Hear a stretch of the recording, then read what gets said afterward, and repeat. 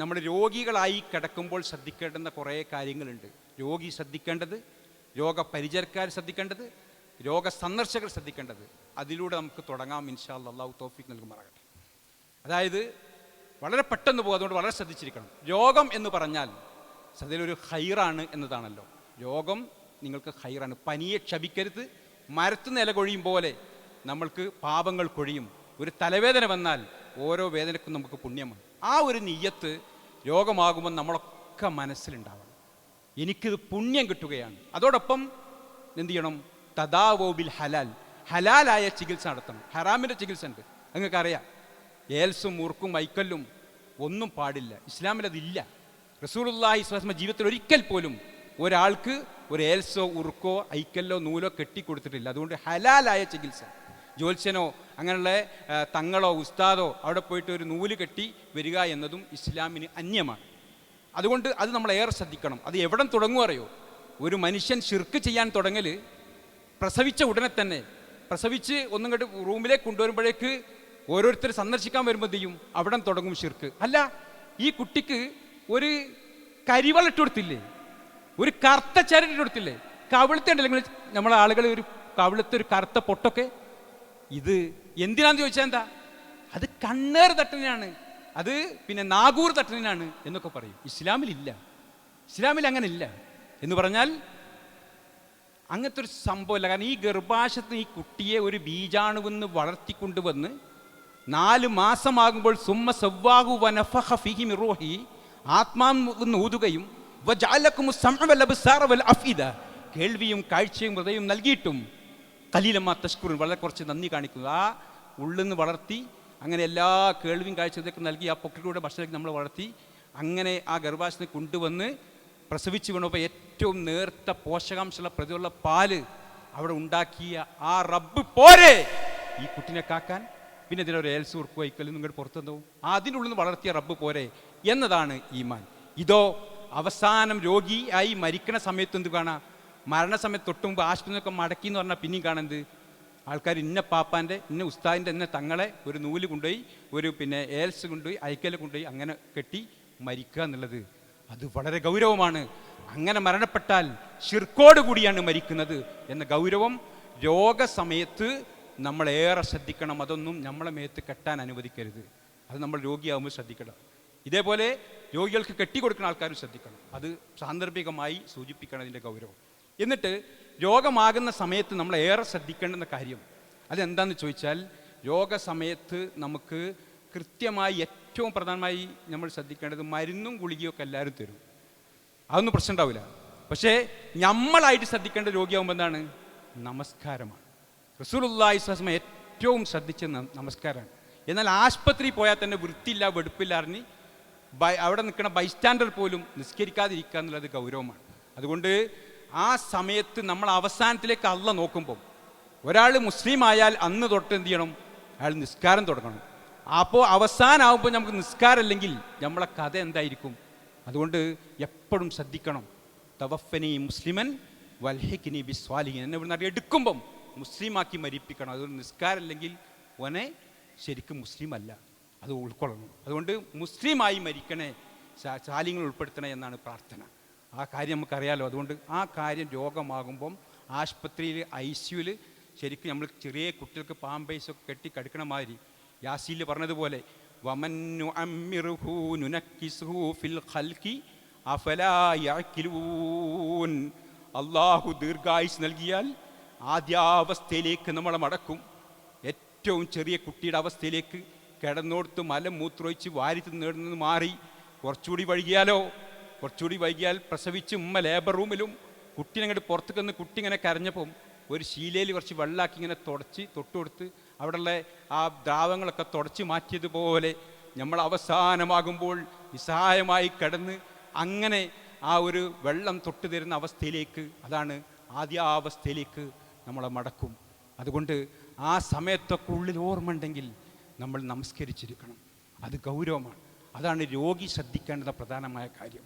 രോഗിയെ പരിചരിക്കുന്നവർ ശ്രദ്ധിക്കേണ്ട കാര്യം അതിൽ നമ്മൾ ഈ മൂന്നിൽ ഒന്ന് എപ്പോഴും ആയിരിക്കും. ഒന്നുകിൽ രോഗിയായിരിക്കും, അല്ലെ രോഗിയെ പരിചരിക്കുന്നതായിരിക്കും, അല്ലെ രോഗിയെ സന്ദർശിക്കുന്നതായിരിക്കും. അതുകൊണ്ട് എല്ലാവരും ഇത് ശ്രദ്ധിക്കണം. പരിചരിക്കുന്ന ആളുകൾ എന്ത് ചെയ്യണം? നിങ്ങൾ പരിചരിക്കുന്ന ആളുകൾ പ്രധാനമായി ശ്രദ്ധിക്കേണ്ടത് രോഗപരിചരണ സമയത്ത് അവരുടെ പിന്നെ ഈ കക്ഷത്തുള്ള രോമം, അതേപോലെ നഖം, മീശ, ആണുങ്ങളാണെങ്കിൽ ഭർത്താക്കന്മാരോ വാപ്പാരോ ഒക്കെ ആണെങ്കിൽ അവരൊക്കെ മീശൊക്കെ വെട്ടിക്കൊടുക്കുക. ഇതൊക്കെ നമ്മൾ എന്ത് ചെയ്യണം? രോഗസമയത്താണ് ചെയ്യേണ്ടത്. ആളുകൾ മരിച്ചിട്ടാണ് എന്ത് ചെയ്യുക? നഖം വെട്ടി ഈർക്കിളിയൊക്കെ ആയിട്ട് വരിക. ഏത് രോഗമായി കിടക്കുന്ന ആളെ. അപ്പോൾ അപ്പോഴല്ല ചെയ്യണം. അതൊക്കെ എപ്പോൾ ചെയ്യണം? അതൊക്കെ നമ്മൾ രോഗപരിചരണ സമയത്ത് പരിചാരകരായ ആളുകൾ ശ്രദ്ധിക്കേണ്ടതും അത് വളരെ കൃത്യമായി അതൊക്കെ ചെയ്തു കൊടുക്കേണ്ടതുമാണ്. അപ്പോഴാണ് നമ്മളത് ചെയ്യേണ്ടത്. അത് പ്രത്യേകം ശ്രദ്ധിക്കേണ്ടതുണ്ട് രോഗപരിചാരകർ. അതോടൊപ്പം രോഗിയുടെ നേരത്തെ പറഞ്ഞ നമസ്കാരമൊക്കെ ഓർമ്മയില്ലാത്ത അല്ലെങ്കിൽ സമയം അറിയാത്ത അവർക്ക് കൃത്യമായി പറഞ്ഞു കൊടുക്കുക എന്നതും അത് രോഗപരിചാരകർ ശ്രദ്ധിക്കേണ്ടുന്ന കാര്യമാണ്. മൂന്നാമത്തത്, അവരുടെ രോഗപരിചാരകരായ ആളുകൾ ശ്രദ്ധിക്കേണ്ട മറ്റൊരു കാര്യം, ഇവർ പ്രത്യേകിച്ച് മരണസമയത്തിൻ്റെ ആ ഒരു സന്ദർഭത്തിലേക്ക് കടക്കുമ്പോൾ അവിടെയാണ് ഏറെ ശ്രദ്ധിക്കേണ്ടത്. അവിടെ ശ്രദ്ധിക്കേണ്ടത് അറിയോ? അവിടെ ഒന്ന് ശ്രദ്ധിക്കേണ്ടത് പിന്നെ പ്രധാനമായി ഇവർക്ക് ചില ആൾക്കാരൊക്കെ എന്ത് ചെയ്യും, ഇങ്ങനെ കടന്ന് രോഗി ഇങ്ങനെ കുറച്ച് കൂടുതലാണെന്നൊക്കെ പറയുമ്പോൾ എന്തു ചെയ്യും, ആളുകൾ ആശുപത്രിയിലാണെങ്കിലും വീട്ടിലാണെങ്കിലും ഇങ്ങനെ തടിച്ചു കൂടും. അപ്പോൾ ആ സമയത്ത് ആശുപത്രിയിൽ ഇങ്ങനെ കിടക്കുന്ന സമയത്ത് പെട്ടെന്ന് ഇന്ന് കണ്ണൊന്നിട്ട് മറയുമ്പോൾ ഒരാളെന്ത് ചെയ്യും, ആരോ ഒരാൾ, ഏതോ ഒരു ഉമ്മയോ ഏതോ ഒരു പിന്നെ മരുവളോ ഏതോ ഒരു മകളോ അല്ലെങ്കിൽ ഏതോ ഒരാൾ എന്ത് ചെയ്യും, ആ മറിഞ്ഞൽ ഇല്ലല്ലോ അതിനെന്ത് ചെയ്യും, ഒന്നായിട്ട് കെട്ടിമറിഞ്ഞ് ബഗലും ആർപ്പും ഒക്കെ കേൾക്കാം. അപ്പോൾ എന്താവും, അപ്പുറത്ത് കാണാം പിന്നെ പുറത്തേക്കുന്ന ആൾക്കാർ മരിച്ചെന്ന് പറയും. പിന്നെ കുറച്ച് കഴിഞ്ഞിട്ട് മരിച്ചില്ല, പിന്നെ അയാൾ ഒരാഴ്ച കഴിഞ്ഞിട്ട് മരിക്കുക. അപ്പോൾ അതുകൊണ്ട് അങ്ങനത്തെ ഒരു ലായില്ലല്ല. അത് നമ്മൾ പ്രത്യേകം രോഗപരിചരണ സമയത്ത് ശ്രദ്ധിക്കേണ്ടതാണ്. അവസാന ഘട്ടത്തുമ്പോൾ നമ്മൾ ചെയ്യേണ്ടത് അവിടെ നമ്മളിങ്ങനെ അല്ല, ചില ആൾക്കാരെന്ത് ചെയ്യും, അവിടെ നിന്ന് ഇങ്ങനെ ലാ ഇലാ ഇല്ല അങ്ങനെ പറഞ്ഞു കൊടുക്കും. അതുമല്ല ഇത്. അതേപോലെ ചില ആൾക്കാർ ചെല്ലി കലിമാറിഞ്ഞിട്ട് എന്ത് ചെയ്യും, ചിലപ്പോൾ ഇങ്ങനെ താട്ടി ഇങ്ങനെ ഇടങ്ങേറാക്കുന്നുണ്ടോ, അതും വേണ്ട.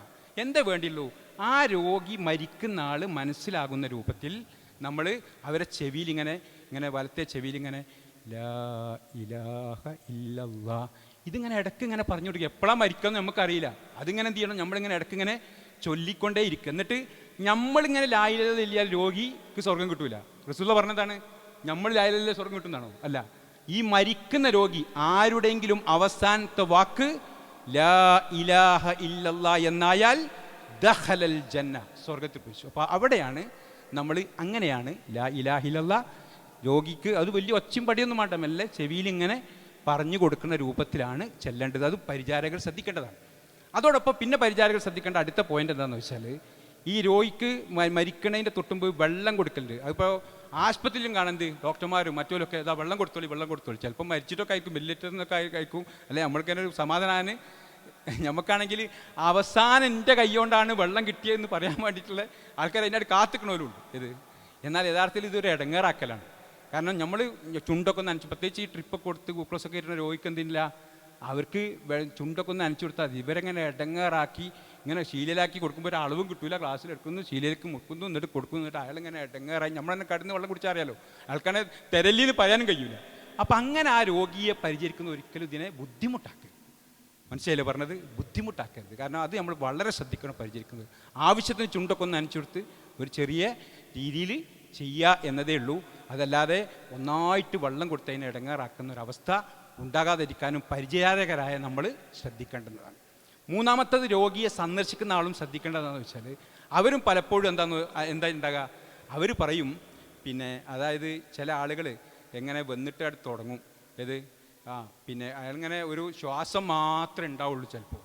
അപ്പോൾ വലിയ ഡോക്ടർമാരെക്കാളൊക്കെ വലിയ അറിവുള്ള ആൾക്കാരായിട്ട് വരും. എന്നിട്ട് പറയും, ഇങ്ങനെ ഇനി ആ പാത്തോന്താത്ത ആ മയമാക്ക ഇങ്ങനെ ഇനി ഒരാഴ്ച തേഞ്ഞില്ല. നമ്മൾ അജാതി വർത്താനൊക്കെ ഉള്ളിൽ നിന്ന് ആര് കേൾക്കും? ഇത് ശ്വാസം അയക്കണ രോഗി കേൾക്കും. അപ്പോൾ അവരെ കേക്ക് ഇങ്ങനത്തെ വർത്താനൊക്കെ സന്ദർശകർ പറഞ്ഞാലല്ലോ ആ വലിയ പുണ്യമായ സന്ദർശനത്തിലെ കൂലി നഷ്ടപ്പെടും. ഇയാൾ ഇടങ്ങാറാവും ചെയ്യും, ഇയാൾ ഇതൊക്കെ കേട്ട് ടെൻഷനാവും. അതുകൊണ്ട് അതും നമ്മൾ പ്രത്യേകം ശ്രദ്ധിക്കേണ്ടതാണ്. പിന്നീട് നമ്മൾ ശ്രദ്ധിക്കേണ്ട കാര്യങ്ങൾ, ഈ രോഗം ഇപ്പോൾ ക്യാൻസറോ അങ്ങനത്തെ അസുഖമൊക്കെ ഉള്ള ആളുകൾ അവർ മാത്രം രോഗം നമ്മൾ മറച്ചേക്കും. എന്നിട്ട് എന്ത് ചെയ്യും, ബാക്കിയിലെല്ലാവരും മെല്ലെ മെല്ലെ പറയും ഇതാണ് ക്യാൻസറാണ്, ഇതാണ്. ശരിക്കും നമ്മൾ ആദ്യം ചെയ്യേണ്ട കാര്യങ്ങൾ രോഗിയെ അറിയിക്കുക വേണ്ടി. അത് പഠിച്ചോളി. അവരെ മറച്ചേക്കരുത്. അവർക്ക് തൗബ ചെയ്യാനും പക്ഷാതാപിക്കാനുള്ള അവസരവും പൊരുത്തപ്പെടിക്കാനും ഇടപാട് വീട്ടാനുള്ള അവസരമാണത്. അത് നമ്മൾ ഇല്ലാതാക്കരുത്. അവർക്കതിന് നിങ്ങൾക്ക് ക്യാൻസർ ആണെന്ന് പറയണം. മനസ്സിലായില്ലേ? അത് പറഞ്ഞു കൊടുത്ത, അല്ലെങ്കിലോ 4 ചെക്കപ്പ് ചെയ്യുമ്പോൾ പോലും അറിയില്ലേ ഇതെങ്ങട്ടാ ഇവര് മൂടി വെക്കണമെന്നുള്ളത്. കാരണം ഇതിപ്പോൾ എല്ലാവർക്കും തിരിയില്ലേ. അത് തിരിയാത്തവരൊന്നും ഇപ്പോൾ കേരളത്തിൽ അവിടെ ഇല്ല. അതുകൊണ്ട് നമ്മൾ വെറുതെ എന്ത് ചെയ്യരുത്, ഈ രോഗിയോട് രോഗം മറച്ചു വെക്കരുത്. രോഗിക്ക് പറഞ്ഞുകൊണ്ട് പ്രാർത്ഥിച്ച് പൊരുത്തപ്പെടാൻ. മാത്രമല്ല, ഒരു ഉദരസംബന്ധമായ ഒരു ക്യാൻസർ ബാധിച്ച് മരിച്ച സ്വർഗ്ഗമാണ്. അത് അവർക്ക് പറഞ്ഞു കൊടുക്കണ്ടേ. ഒരു ഉദരസംബന്ധമായ രോഗം ബാധിച്ച് മരിച്ചാൽ സ്വർഗ്ഗമാണ്. ശ്വാസകോശ സംബന്ധമായ രോഗം ബാധിച്ച് മരിച്ചാൽ രക്തസാക്ഷിൻ്റെ കൂലിയാണ്. ഈ ഷഹീദിൻ്റെ കൂലിട്ടിന് ഇത്തരം കാര്യങ്ങളൊക്കെ നമ്മൾ പറഞ്ഞു കൊടുക്കാതിരുന്നാലോ? അവർക്കത് അറിയോ? അപ്പം അതൊക്കെ പറഞ്ഞു കൊടുത്ത് അവർക്ക് ആ ഒരു നിലക്കുള്ള റെഡി ആവാൻ, സജ്ജമാകാനുള്ള അവസരം കിട്ടുകയാണ്. അവർക്ക് ഷഹീദിൻ്റെ കൂലി കിട്ടാനുള്ള അവസരം കിട്ടുകയാണ്. അങ്ങനത്തെ ആളുകൾക്കൊക്കെ നമ്മൾ അതൊക്കെ കൃത്യമായിട്ട് പറഞ്ഞു കൊടുക്കുകയാണ് വേണ്ടത്. ഇപ്പോൾ ചില പെണ്ണുങ്ങൾ കരയുന്നുണ്ട്, കാരണം എൻ്റെ വാപ്പനോട് ഞാൻ പറഞ്ഞില്ലതെന്നാണെങ്കിൽ വിചാരിക്കുന്നത്, വല്യാപ്പനോട് പറഞ്ഞില്ലല്ലോ, അങ്ങനെയൊക്കെ വിചാരിക്കുന്ന ആളുകളുണ്ട്. വല്യമ്മനോട് പറഞ്ഞില്ല എന്നൊക്കെ. അതൊന്നും ഇപ്പം നോക്കിയിട്ടില്ല, ഇനി ഇവിടെ നാട് നോക്കുക, മനസ്സിലായില്ലേ? അപ്പോൾ അതുകൊണ്ട് ഇതൊക്കെ നമ്മൾ ചെയ്യേണ്ടതാണ് എന്നത് നമ്മൾ പ്രത്യേകമായി മനസ്സിലാക്കേണ്ടതുണ്ട്. അങ്ങനെ രോഗ സന്ദർശന സമയത്തും ഇത്തരം കാര്യങ്ങൾ ശ്രദ്ധിച്ച് ഓരോന്നും നമ്മൾ കൃത്യമായിട്ട് അവർക്ക് അസുഖത്തിന് വേണ്ടി മാറാനുള്ള പ്രാർത്ഥനകൾ അതൊക്കെ ചൊല്ലി ആശ്വസിപ്പിക്കുക എന്നതാണ് നമ്മൾ ചെയ്യേണ്ടത്. ഇനി മരണം, 2 മരണമാണ് ഖുർആൻ പരിചയപ്പെടുന്നത്. ഒന്ന് വന്നാസിയാത്തി അർഖ, വന്നാശിതാത്തി നസ്ത. മുഴുകിപ്രവേശിച്ച് ഊരിയെടുക്കുന്നത് തന്നെയാണ് സത്യം, എളുപ്പത്തിൽ അഴിച്ചുവിടുന്നവർ തന്നെയാണ് സത്യം. ഈ 2 മരണം ഇത് വിശദീകരിക്കാൻ സമയമല്ല, കാരണം മരണത്തിൻ്റെ ധാരാളം ക്ലാസ് നിങ്ങൾ കേൾക്കുന്നത് കൊണ്ട് ഞാൻ ആ ഭാഗം ഫുള്ള് കട്ട് ചെയ്യാൻ നമുക്ക് സമയത്ത് തീരാൻ വേണ്ടി. അതുകൊണ്ട് ഈ 2 മരണത്തിൽ ഒരു മരണമായിരിക്കും നമുക്കുണ്ടാകുക. ഒന്ന് മുഴുകിപ്രവേശിച്ച് വലിച്ചൂരിങ്ങോട്ട് എടുക്കും. ആ സമയത്ത് നമ്മൾ ആത്മാവ് ഉള്ളിലേക്ക് എടുക്കുമ്പോൾ ഒളിച്ച് നിൽക്കും പേടിച്ചിട്ടേ. അപ്പോൾ ആത്മാവിനെ വലിച്ചൂരി എടുക്കും. ആ എടുക്കുന്ന സമയത്ത് ശരിക്കും ആ മുഴുകിപ്രവേശിച്ച് ആ ഊരിയെടുക്കുമ്പം വല്ലാത്തൊരു പിടുത്തവും വേദനയും അങ്ങനത്തെ ഭീതിയും ഉണ്ടാകും. അപ്പോൾ അതേപോലെ തന്നെ എളുപ്പത്തിൽ അഴിച്ചുവിടുന്നത് തന്നെയാണ് സത്യം. ശരിക്ക് അയാളിങ്ങനെ ചിരിച്ചും വർത്താനം പറഞ്ഞും ആ ഒരു എത്ര വേദന, മരണവേദന ഉണ്ടാകുമ്പോഴും അയാൾക്ക് അതൊക്കെ പിടിച്ചു നിൽക്കാനും പുണ്യമാക്കി മാറ്റാനും കഴിയുന്ന ആ ഒരു റാഹത്തുള്ള മരണം, ഈ 2 മരണത്തിൽ ഒന്നാണ് നമുക്കുണ്ടാകുക. ചില ആൾക്കാരെ അവസാനമാകുമ്പോൾ കാണാം, എന്താ പഠിച്ചോന്നെങ്ങനെ ഇട്ട് ഇടങ്ങേറാക്കുന്നത്, എന്താ അങ്ങനെ കുഴങ്ങിയല്ലോ എന്നൊക്കെ പറഞ്ഞിട്ട് വല്ലാത്ത വർത്താനം പറഞ്ഞിട്ടുണ്ട്. അത് നല്ല ശ്രദ്ധിച്ചോളി. അവസാനം നമ്മൾ ഈമാൻ കിട്ടാതെ മരിച്ചു. അതുകൊണ്ട് ഒരിക്കലും പടച്ചോനെ പഴിചാരി കൊണ്ടുള്ളൊരു വാക്ക് നമ്മളിന്ന് വരാൻ പാടില്ല. അത് ഗൗരവമാണ്. അതുകൊണ്ട് ഈ നല്ല മരണം വേണോ, അല്ല മുഴുകിപ്രവേശിച്ച് ഊരിയെടുക്കുന്ന മരണം വേണോ, അതിന് 2ഉം നമ്മൾ തന്നെ ശ്രദ്ധിക്കണം. കാരണം നേരെയുള്ള റായത്തുള്ള മരണമാണ് എപ്പോഴും സംതൃപ്തമായിരിക്കണം. ഇതുപോലെ ഒരു നമ്മളോട് ഇപ്പോൾ ചോദിക്കണം, നിങ്ങളെ വിശേഷം എന്താ, വർത്താനം എന്താ, കൈഫൽ ഹാൽ എന്ന് വെച്ചാൽ പെട്ടെന്ന് വേണം എന്ത് ചെയ്യുക, അൽഹംദുലില്ലാ അല്ലെങ്കിൽ നല്ല തന്നെ എന്നൊക്കെ പറയാം. പക്ഷേ ഉള്ളു തുറന്ന് ചോദിക്കുകയാണെങ്കിലോ ഒരു സ്വസ്ഥതല്ല, സമാധാനമില്ല എന്നാണ് പറയണമെങ്കിൽ, മരിക്കുമ്പോൾ നമ്മളെ അള്ളാഹു യാ അയ്യത്തുഹൻ നഫ്സുൽ മുത്മഇന്ന, സമാധാനമടഞ്ഞ ആത്മാവേ എന്ന് വിളിക്കണമെങ്കിൽ സമാധാനം ഉണ്ടാണ്ട്, നമുക്ക് സ്വസ്ഥത വേണ്ട. അപ്പോൾ പ്രത്യേകിച്ച് മരണസമയത്ത് വേദനയും പ്രയാസവും ഞെരുക്കൊക്കെ ഉണ്ടാകുക. റസൂലുള്ളാഹി സ്വല്ലല്ലാഹു അലൈഹി വസല്ലം മരിക്കുകയാണ്. ആ മരിക്കുമ്പം റസൂലുള്ളാഹിക്ക് ആയിഷ റളിയല്ലാഹുവിൻ്റെ മടി തലവെച്ചാണ് മരിക്കണത്. ആ സമയത്ത് റസൂലുള്ളാഹി പറഞ്ഞത്, അല്ലാഹുമ്മ ഇന്നി ഗമറാത്തിൽ മൗത്ത് വസക്കറാത്തിൽ മൗത്ത്, അല്ലാഹുവേ മരണത്തിൻ്റെ പിടുത്തത്തിൽ നിന്ന്, അതിൻ്റെ ആ വേദനയിൽ നിന്ന് എനിക്ക് ആശ്വാസം നൽകണമേ എന്ന് മുഹമ്മദ് നബി സല്ലല്ലാഹു അലൈഹി വസല്ലം പോലും മനം പൊട്ടി പ്രാർത്ഥിക്കുകയാണ്. മരണസമയം മരണവേദന എല്ലാവർക്കും ഉണ്ടാവും. പക്ഷേ റാഹത്തുള്ള മരണം, നമ്മളെന്നെ പറഞ്ഞ ഒരു നല്ല സന്തോഷത്തോടു കൂടി ഒരു വർത്താനം പറഞ്ഞ് പുഞ്ചിരിയോടുകൂടി അതെല്ലാം പറഞ്ഞിട്ടാണ് മരിച്ചത്. മറ്റേ ആളാകെ ബേജാറിൽ ബീജായിരിക്കും. ഈ 2ൽ ഒന്നാണ് നമുക്കുണ്ട്. അതുകൊണ്ട് അത് ശ്രദ്ധിക്കണം. ഖുർആൻ പറഞ്ഞത് ഒരുപാട് സ്ഥലങ്ങളിൽ ഈ വിഷയത്തെപ്പറ്റി പറയുന്നുണ്ട്. അതായത് ഫയഖൂല റബ്ബിലൗല അഖർതനി ഇലാ അജലിൻ കരീം, ഒരു അവധിയിലേക്ക് നീട്ടി തന്നാൽ നന്നായിക്കോളാ എന്നൊക്കെ പറഞ്ഞ രംഗം നിങ്ങൾ കേട്ടിട്ടുണ്ട് സൂറത്ത് മുനാഫിഖീൻ. അതേപോലെ തന്നെ സൂറത്ത് ഖിയാമിൽ നമ്മൾ പഠിച്ചിട്ടുണ്ടല്ലോ. അതായത് കല്ലാ ഇദാ ബലഗത്തി തറാഖി, പ്രാണൻ ജീവൻ തൊണ്ടക്കിലെത്തിയാൽ, വക്കീല മൻ റാഖ്, ആരുണ്ട് മന്ത്രിക്കുന്നവൻ, സമാധാനപ്പെടുന്നവൻ പറയപ്പെട്ടാൽ, വലന്ന അന്നുൽ ഫിറാഖ്, തൻ്റെ വേർപാടെന്ന് ബോധ്യപ്പെട്ടാൽ, വൽ തഫത്തി സാഖു ബിസാഖ്, കണങ്കാലോട് കൂട്ടിപ്പിടഞ്ഞാൽ, കോഴി അറുത്തിട്ടകല്ലേ തട്ടിപ്പടച്ചിങ്ങനെ നീട്ടുന്നത് അല്ലേ, പോത്തിനെയും ആടിനെയും ഒക്കെ അർത്ഥ കാണാം. ഇതേപോലെ ഞമ്മക്കൊരു തട്ടിപ്പടച്ച് കാൽ നീട്ടപ്പെട്ടാൽ ഇലാ റബ്ബിക യൗമൽ മസാഖ്, റബ്ബിങ്കിലേക്കായിരിക്കും മടക്കം. എന്ത് മരണം, എന്ത് മരണാന്തരം, എന്ത് പരലോകം എന്നൊക്കെ ചോദിച്ച് ഇപ്പോൾ വയനാട്ടിൽ ഇതുണ്ടാകുമ്പോഴും പടച്ചവനോടൊക്കെ ചോദിച്ച ആളുകളില്ലേ, അവരോടൊക്കെ വെല്ലുവിളിയുണ്ട്. എന്താ, അവിടെ ആനൊക്കെ പുറത്തേക്ക് വന്നു പറഞ്ഞു. സുനാമി ഉണ്ടായപ്പോൾ മൃഗങ്ങളൊക്കെ കാട്ടിൽ ഇങ്ങോട്ട് എന്ത് ചെയ്തു, മനുഷ്യരുടെ ഇടയ്ക്ക് അങ്ങാടിക്ക് ഇറങ്ങി എന്ന് പറഞ്ഞു. ഇതൊക്കെ എന്തുകൊണ്ടാണ്? നമ്മളൊക്കെ അത്രയൊക്കെ നിരീക്ഷണവും പരീക്ഷണവും എല്ലാ ഗവേഷണം നടത്തിയിട്ടും സുനാമി ഉണ്ടാവുന്നു, വെള്ളപ്പൊക്കം ഉണ്ടാവുന്നു ഒന്നും പറയാൻ കഴിയില്ല. അവിടുന്ന് ആൾക്കാർ വിൽക്കാനെന്നുള്ള വിവരം നമുക്കിപ്പോഴും കിട്ടിയിട്ടില്ല. എന്നാൽ എന്നിട്ടും നമ്മൾ എവിടെയാണെന്നാണ് വിചാരം. എന്നാൽ അങ്ങനത്തെ ആൾക്കാരെ അന്ന് അള്ളാഹു വെല്ലുവിളിച്ചിട്ടുണ്ട്. ഖുർആനിൽ റസൂലുള്ളാഹി സ്വല്ലല്ലാഹു അലൈഹി വസല്ലമക്ക് പഠിപ്പിച്ചു കൊടുക്കുകയാണ് സൂറത്ത് വാഖിയയിൽ. ഫലൗലാ ഇദാ ബലഗത്തിൽ ഉൽഖൂം, ജീവൻ തൊണ്ടക്കുയിലെത്തിയാൽ ആ ഖറ ഖറ എന്ന് പറഞ്ഞ് ഹാ എന്നുള്ള ശബ്ദം വന്നാൽ വ അൻതും ഹീനഇദിൻ തൻദുറൂൻ, നിങ്ങളെല്ലാവരും ചുറ്റും മരിക്കുന്ന മനുഷ്യനെ നോക്കിക്കൊണ്ടിരിക്കും. എന്നാൽ വനഹ്നു അഖ്റബു ഇലൈഹി മിൻകും വലാകിൻ ലാ തുബ്സിറൂൻ, ഞാനാകട്ടെ നിങ്ങളെക്കാൾ സമീപസ്ഥനായിട്ട് ഈ മരിക്കുന്ന മനുഷ്യനെ കണ്ടുകൊണ്ടിരിക്കുന്നുണ്ട് അല്ല പറയാ. എന്നിട്ട് നമ്മളെല്ലാ വിദഗ്ധരായ ഡോക്ടർമാരും നഴ്സസും ഒന്നായിട്ട് കെണിഞ്ഞ് തത്രപ്പാടോടുകൂടി ഇവരെ രക്ഷപ്പെടുത്താൻ ശ്രമിക്കുമ്പം വിശ്വാസമില്ലാത്ത പടച്ചോലിന് പലതിലൊന്നും വിശ്വാസമില്ലാത്ത ഡോക്ടർ പറയും, ഇനി നിങ്ങൾ ദൈവത്തോട് പറഞ്ഞോളൂ, ഞങ്ങളിത് കഴിഞ്ഞു. അത് അവിടെ ഒന്നും ചെയ്യാൻ കഴിയില്ല അവർക്ക്. അല്ല പറയാം, നിങ്ങളെക്കാൾ സമീപത്തായി ഞാൻ അത് കണ്ടുകൊണ്ടിരിക്കുന്നുണ്ട്. എന്നിട്ട് അള്ളാഹു വെല്ലുവിളിക്കാണ്, ഫലൗലാ ഇൻ കുൻതും ഗൈറ മദീനീൻ, നിങ്ങൾ പ്രതിഫല നടപടിക്ക് വിധേയരല്ലെങ്കിൽ മരിച്ചിടിഞ്ഞൊരു ജീവിതമല്ല എന്നാണ് നിങ്ങൾ വെപ്പെങ്കിൽ, തർജിഊനഹാ ഇൻ കുൻതും സാദിഖീൻ, നിങ്ങളാണ് സത്യവാന്മാരെങ്കിൽ ഈ മരിക്കുന്ന മനുഷ്യന് പിടിച്ചു വെക്കടോ എന്നാണ് അള്ളാഹ് പറഞ്ഞത്. കഴിയോ നിങ്ങൾക്ക് എന്ന് അള്ളാഹു വെല്ലുവിളിക്കണം. ഏത് എത്തിസ്റ്റിനോടും ഏതാളോടും നമുക്ക് പറയാൻ പറ്റിയ പോയിന്റ് ഖുർആൻ അന്ന് പറഞ്ഞു തരാണ്. ഇങ്ങനെയൊക്കെ പറഞ്ഞതിലോട് ഇത് വയനാട്ട് ദുരന്തമൊക്കെ വന്നപ്പോഴേ ഇങ്ങനെയൊക്കെ പറഞ്ഞു, പലതും പറഞ്ഞു. ഇവിടെ സൂചിപ്പിക്കപ്പെട്ടതുപോലെ നമ്മളെ ചെന്നപ്പോൾ നിലമ്പൂരിലൊക്കെ ഉള്ള ഓരോ മയ്യത്തിൻ്റെ കോലം അതൊക്കെ കണ്ടപ്പോഴാണ് സീറ ടീച്ചർ ഇങ്ങനത്തെ ഒരു പ്രോഗ്രാം വെക്കണമെന്ന് പറഞ്ഞത്. അത് വളരെ ഗൗരവമാണ്. കാരണം അവിടെ പ്രത്യേകിച്ച് ഈ പെണ്ണുങ്ങളെ അവരൊക്കെ മയ്യത്ത്, പിന്നെ ഒരു പെണ്ണിൻ്റെ മയ്യത്ത് ഈ മുലൻ്റെ താഴത്തേക്കൊന്നുമില്ല, മുടിയും ഇവിടുന്ന് അങ്ങോട്ട് മാത്രമേ ഉള്ളൂ. അപ്പം അതൊക്കെ കുളിപ്പിക്കണത്, അതൊക്കെ ഇങ്ങനെ മോട്ടറിങ്ങനെ വെള്ളമടിച്ച് കുളിപ്പിക്കുന്ന ആണുങ്ങളാണ്. കാരണം അവിടെയൊക്കെ പെണ്ണുങ്ങളില്ല ആ സമയത്ത്. അവിടെ നിന്ന് പെണ്ണുങ്ങൾക്ക് അവിടെ അടുക്കാനും ധൈര്യമല്ല.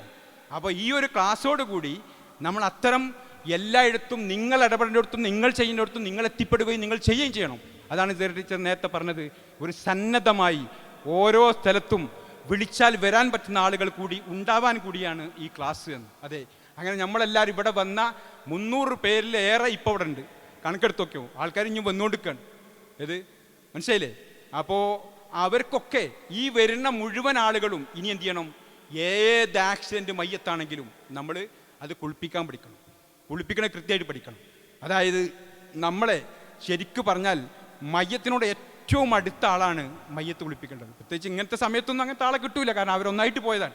അല്ലെങ്കിൽ ഏറ്റവും അടുത്താണ് കുളിപ്പിക്കേണ്ടത്. ഭർത്താവിനെ ഭാര്യയാണ് കുളിപ്പിക്കേണ്ടത്, ഭാര്യയെ ഭർത്താവാണ് കുളിപ്പിക്കേണ്ടത്. അതെ, അങ്ങനെയാണ് മയ്യത്ത് കുളിപ്പിക്കേണ്ടത്. ആയിഷ റളിയല്ലാഹു അൻഹ റസൂലുള്ളാഹി സ്വല്ലല്ലാഹു അലൈഹി വസല്ലമയും ഒരുമിച്ചിരിക്കുമ്പം തലവേദന വന്നപ്പം റസൂലുള്ളാഹി ഒരു മയ്യത്ത് കഴിഞ്ഞ് വരികയാണ് അതിൻ്റെ കർമ്മങ്ങളൊക്കെ. അപ്പോൾ തലവേദന പറഞ്ഞപ്പം റസൂലുള്ളാഹി ഇങ്ങനെ തടവി കൊടുത്തിട്ട് പറഞ്ഞു, വേദനിക്കുന്ന നിൻ്റെ തല, ഞാൻ ആദ്യം മരിച്ചാൽ നീ എന്നെ മയ്യത്ത് കുളിപ്പിക്കണം, നീ മരിച്ചാൽ ഞാൻ നിന്നെ കുളിപ്പിക്കണം.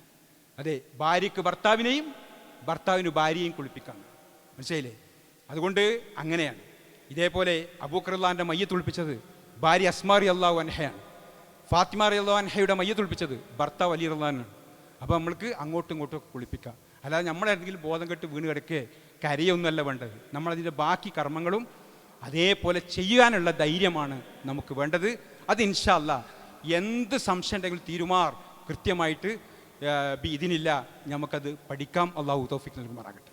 അപ്പോൾ അങ്ങനെ മരണവുമായി ബന്ധപ്പെട്ട് നമ്മൾ കൃത്യമായിട്ട് പ്രത്യേകമായി ശ്രദ്ധിക്കേണ്ടത് ഈ ആശുപത്രിയിൽ, നമ്മൾ ആശുപത്രിയിലെ കുറേ ഫസ്റ്റ് എയ്ഡൊക്കെ ഉണ്ടല്ലോ, ആശുപത്രിയിൽ എത്തിയാൽ പിന്നെ നമ്മൾ ശരിക്കും പ്രധാനമായി ശ്രദ്ധിക്കേണ്ട ഒരു കാര്യം, പ്രത്യേകിച്ച് ഈ വളരെ പ്രായമായി അല്ലെങ്കിൽ പിന്നെ എല്ലാം കിഡ്നി പോയി, ലിവറിന് പ്രശ്നമാണ്, മറ്റ് കാര്യങ്ങൾ പിന്നെ കാർഡിയോളജി പിന്നെ ശ്വാസമൊക്കെ ഉണ്ടെന്നുള്ളൂ, അതിൻ്റെ എല്ലാ പ്രവർത്തനം നിന്നുകൊണ്ട് നിൽക്കുകയാണ് എന്നൊക്കെ പറയുന്ന ഒരാളെ അയാൾ എന്നെ പറയാണ്, ഇന്നെന്ത് ചെയ്യണ്ട, ഇന്നെ ICUക്ക് മാറ്റണ്ട എന്ന് പറയുമ്പം, അതേപോലെ നിങ്ങൾ എന്ത് ചെയ്യണം, നിങ്ങൾ ഡോക്ടർമാരെ സംബന്ധിച്ചിടത്തോളം അവരെന്ത് ചെയ്യും, അവർ ഏതാളാണെങ്കിലും ജീവൻ കിട്ടാൻ അവരൊരു നിയമമാണത്, ജീവൻ കിട്ടാൻ വേണ്ടി. അപ്പോൾ അവർ നമ്മളോട് പറഞ്ഞു തരും, ഇങ്ങനെയാണ് കഥ, വെന്റിലേറ്റർക്ക് പോയി നോക്കാം എന്നൊക്കെ പറയുമ്പം ഇത്രയുമായി എന്നെ ഇടേണ്ട ആശുപത്രിയുടെ ഉള്ളിൽ കഴിച്ച് കൊണ്ടുകൊണ്ടാൽ നമ്മളെ കയ്യിൽ കണ്ടിട്ടും നമ്മളെ കലിമിൽ എന്നിട്ടും മരിക്കാനാണ് അവർക്ക് ആഗ്രഹം. അപ്പം നമ്മൾ പിന്നെ എന്ത് ചെയ്യരുത്, അപ്പോൾ അവരൊരു ഒപ്പിട്ട് തരി അങ്ങോട്ട് കൊണ്ടുപോകാൻ. ആ ഒപ്പ് നമ്മൾ ഇടാതിരിക്കണം. എന്നാൽ നോർമലി ഒരു എമർജൻസി പ്രശ്നം അങ്ങനത്തെ ഒരാൾ വെന്റിലേറ്ററിൽ നിന്നൊക്കെ രക്ഷപ്പെട്ട് വരും. അല്ലാത്ത ഇത്രയും എല്ലാം നഷ്ടപ്പെട്ട ഒരാൾ പിന്നെ എന്ത് ചെയ്യണ്ട, പിന്നെ വെന്റിലേറ്ററിൽ പോകാൻ നമ്മൾ ഒപ്പിട്ട് കൊടുക്കണ്ട. അതേപോലെ തന്നെ ഈ ഐസിയുലൊക്കെ ഉള്ള രോഗി, ആ രോഗിയായി കിടക്കുമ്പോഴും അവിടെ രോഗിയായി ഒരു അത്യാസന്ന നിലയിലേക്ക് പോകുമ്പോൾ അവർക്ക് അവിടെ ഐസിയുലൊക്കെ ഇപ്പോൾ മൗലാന ഹോസ്പിറ്റലിലൊക്കെ ഞാൻ പ്രത്യേകമായിട്ട് കണ്ടത്, അവിടെ ഇങ്ങനത്തെ ഒരു ഐസിയു ഉണ്ട്. ഈ ഐസിയുയിൽ ഒരു ബ്ലോക്ക് മൊത്തം ഐസിയു ആണ്. അതിൽ ഇങ്ങനെയുള്ള ആളെ, ഏതാളെ പറ്റ സ്റ്റേജിലേക്ക് മാറിയ ആളെ അവർക്ക് എന്ത് ചെയ്യാം, അവർക്കൊരു റൂമുണ്ട്, ഒരു ഐസിയു തന്നെ. അവിടെ വെന്റിലേറ്റർ ഉൾപ്പെടെയുള്ള എല്ലാ സൗകര്യമുള്ള റൂമുണ്ട്. അവിടേക്ക് നമുക്ക് നേരെ പ്രവേശിച്ച് അവരെ കൂടെ നിൽക്കാനും ഡോക്ടറും നഴ്സിനും ഒക്കെ സേവനവും ഒക്കെ കിട്ടുന്ന സ്ഥലമുണ്ട്. അപ്പോൾ അങ്ങനെയുള്ളിടത്തേക്ക് മാറ്റാൻ പറയണം. നമുക്കും കാണണം, അവർക്കും നമ്മളെടുത്ത് നിന്ന് മരിക്കാനാണ് ആഗ്രഹം. അതുകൊണ്ട് അതിനുള്ള അവസരം ഉണ്ടാക്കണം. നമ്മൾ പറഞ്ഞില്ല, ആയിഷ റളിയല്ലാഹു മടി തല വെച്ചിട്ട് ആരും മരിച്ചത്, മുഹമ്മദ് ശാസം മരിക്കണത്. അപ്പം അങ്ങനെ ഉള്ളൊരു മരണം. അപ്പോൾ അവിടെ ഭർത്താവിനും ഭാര്യക്കും മാതാപിതാക്കൾക്കും കുട്ടികൾക്കൊക്കെയാണ് അങ്ങോട്ടൊന്ന് കാണേണ്ടതും അറിയേണ്ടതും. അവിടെയാണല്ലോ ആയിഷ റളിയല്ലാഹു ശരിക്കും എന്ത് ചെയ്തു, ഇങ്ങനെ ആങ്ങളങ്ങനെ നോക്കുകയാണ്. അതായത് അവസാന സമയത്ത് ആയിഷ റളിയല്ലാഹുവിൻ്റെ ആങ്ങൾ അബ്ദുറഹ്മാൻ റളിയല്ലാഹു ഇങ്ങനെ വരികയാണ്. വന്നപ്പോൾ എന്ത് ചെയ്തു, ഇങ്ങനെ നോക്കിയത് അറാഖിൻ്റെ കൊള്ളിയിലേക്കാണെന്ന് മനസ്സിലാവുകയാണ്. മനസ്സിലായപ്പോഴേക്കും എന്ത് ചെയ്തു, ആയിഷ അവിടെ വർത്തമാനം പറയാൻ കഴിയില്ല, റസൂലാക്ക് നാവ് അവിടെ പോയിട്ടുണ്ട്, വർത്തമാനം പറയാൻ കഴിയില്ല. അപ്പോൾ ആ നോട്ടം കണ്ടപ്പോഴത്തേന് ഭാര്യയ്ക്ക് മനസ്സിലായി, നമ്മുടെ ഉമ്മ ആയിഷ റളിയല്ലാഹുവിന് മനസ്സിലായി അറാഖിൻ്റെ കൊള്ളിയിലേക്കാണ് നോക്കി. നിങ്ങൾക്ക് അത് വേണോ ചോദിച്ചു. നോക്കി നിങ്ങൾ. അപ്പോൾ റസൂല കണ്ണോട് ഇങ്ങനെ വേണമെന്ന് പറയണം. അപ്പോഴേക്ക് ആങ്ങളോട് അത് വാങ്ങി. അതുകൊണ്ട് വാങ്ങിയിട്ട് അതിങ്ങനെ എന്ത് ചെയ്തു, കടിച്ച് ബ്രഷാക്കി. അറാഖിൻ്റെ കൊള്ളി മനസ്സിലായില്ലേ, അതിങ്ങനെ അറബികളൊക്കെ കീശലിൻ്റെയാണ് ഒരു സാധനം കണ്ടില്ല, ഒരു വേര് പോലത്തെ. അത് ആയിഷ തന്നെ കടിച്ച് എന്ത് ചെയ്തു, ഒരു ബ്രഷാക്കി. എന്നിട്ട് റസൂലുള്ളാഹി സ്വല്ലല്ലാഹു അലൈഹി വസല്ലമയുടെ പല്ലിങ്ങനെ തേച്ച് കൊടുത്തു. അങ്ങനെ റസൂല ആ പല്ലൊക്കെ തേച്ചതിൻ്റെ ശേഷം റസൂല മരിക്കണത് ആയിഷ തന്നെ മടിയിൽ നിന്ന്. അപ്പോഴാണ് പറഞ്ഞത്, എൻ്റെ ഉമിനീരും, ആയിഷ പിന്നെ പറഞ്ഞത്, എൻ്റെ ഉമിനീരും റസൂലിൻ്റെ ഉമിനീരും ഒപ്പമായിക്കൊണ്ടാണ് മുഹമ്മദ് സ്വല്ലല്ലാഹു ഈ ലോകത്ത് നിന്ന് ഇവിടെ പറഞ്ഞു. അങ്ങനെ മരിപ്പിക്കാൻ കഴിയണം. അതെ, അങ്ങനെ നമ്മളെ ഭർത്താവിനെ മരിപ്പിക്കാൻ കഴിയണം. ഭർത്താവിന് ഭാര്യ അങ്ങനെ മരിപ്പിക്കാൻ കഴിയണം. അങ്ങനെ തുടർന്ന് അതിൻ്റെ കുളിപ്പിക്കലും ഭർത്താവും ഭാര്യയും അങ്ങനെ ആയിരിക്കണം. അങ്ങനെ അവരാണ് പുന്ന ലിബാസുലക്കും വനത്തു ലിബാസുലക്കും, നിങ്ങൾ അവരെയും അവർ നിങ്ങളുടെയും വസ്ത്രമാണ്. ആ രൂപത്തിൽ നമുക്കത് ചെയ്യാൻ കഴിയണം. അള്ളാഹു തൗഫീഖ് നൽകുമാറാകട്ടെ. അങ്ങനെ ഓരോ രംഗത്തും നമ്മൾ ശ്രദ്ധിക്കുക. ഏറ്റവും അടുത്തവരാണ് ഇത് ചെയ്യേണ്ടത്, മയത്തിൻ്റെത്. വാപ്പ മരിച്ചാൽ ആൺമക്കൾ കുളിപ്പിക്കുക. നേരത്തെ സാദിഖ് മദീനി സൂചിപ്പിച്ചല്ലോ, പെണ്ണുങ്ങൾ ആ ചെറിയ കുട്ടികളെ വരെ, പെണ്ണുങ്ങളെ ആ ചെറിയ കുട്ടികളെ വരെ എന്ത് ചെയ്യണം, ഒരു 7 വയസ്സ് 6 വയസ്സൊക്കെ റിപ്പോർട്ടുണ്ട്. അപ്പോൾ അങ്ങനത്തതൊക്കെ ചെയ്യേണ്ടത് പെണ്ണുങ്ങൾ തന്നെയാണ്, ഉമ്മമാരും അവിടെ ബന്ധപ്പെട്ടവരും. അങ്ങനെ ഓരോന്നും ചെയ്യാൻ നമ്മൾ ശ്രദ്ധിക്കണം. പിന്നെ മൗലാന ഹോസ്പിറ്റലിൽ ഉണ്ടായ ഒരു അനുഭവം കൂടി സൂചിപ്പിച്ചുകൊണ്ട് നമുക്ക് പോകാം. അതായത് 6 മാസം ഗർഭമുള്ള 2 കുട്ടികൾ, 6 മാസം ഗർഭത്തിലുള്ള 2 കുട്ടികൾ ആ ഗർഭാശയത്തിൽ നിന്ന് മരിച്ചു. അവരെ പിന്നെ പ്രസവിപ്പിച്ചെടുത്തു. അങ്ങനെ ആ 2 കുട്ടികൾ, 2 ആൺകുട്ടികൾ, 6 മാസമായതുകൊണ്ട് ആണും പെണ്ണൊക്കെ തിരിയാനായില്ല. അപ്പോൾ 6 മാസമായ കുട്ടികളെ എന്ത് ചെയ്തു, അവരെ ഇനി എന്താ ചെയ്യേണ്ട അറിയില്ല. അപ്പോൾ അവരെന്നെ വിളിച്ചു. ഞാനിവിടുന്ന് ന്യൂയോർക്കിൽ നിന്ന് ചെന്നപ്പോൾ പിന്നെ ഞാൻ പറഞ്ഞു, ഈ കുട്ടികളെ 2 ആളെയും ഒരു ചെറിയ പെട്ടിയിലെടുത്ത് അവിടെ മോർച്ചറിയിൽ കുളിപ്പിക്കുന്ന സ്ഥലത്തേക്ക് വെച്ചു. അപ്പോൾ ഞാൻ പറഞ്ഞു, അപ്പോൾ അവിടെ ഫസ്റ്റ് പ്രസവമാണ്. ആ പ്രസവത്തിൽ ഉള്ള 2 കുട്ടികളാണ്, ഭാര്യയും ഭർത്താവും. ഭർത്താവ് കൂടെ ഉണ്ട്, ഭാര്യ ലേബർ റൂമിലാണ്. അങ്ങനെ ഭർത്താവിൻ്റെ ഉമ്മയും ഉപ്പയുമുണ്ട്, ബന്ധുക്കളുണ്ട്, ഇപ്പുറത്ത് ഭാര്യൻ്റെ ഉമ്മയും ഉപ്പയും ഇവരൊക്കെ എൻ്റെ കൂടെ അങ്ങനെ പോകുന്നു.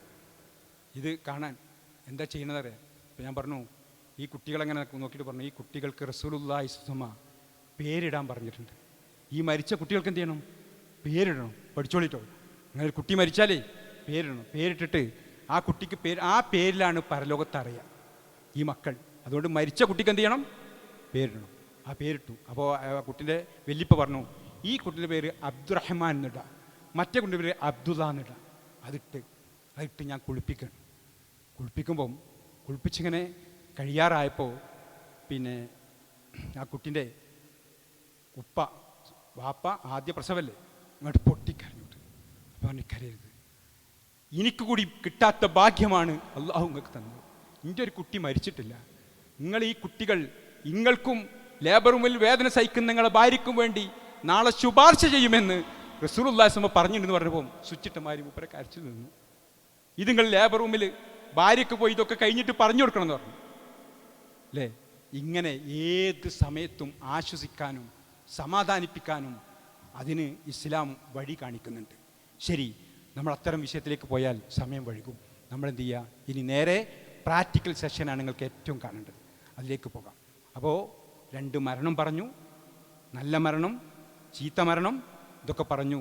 ഇനി നമുക്ക് മരിച്ചു കഴിഞ്ഞാൽ എന്താണ് പ്രാഥമികമായി ചെയ്യേണ്ടത് എന്ന ഭാഗമാണ് നമ്മൾ പഠിക്കുന്നത്.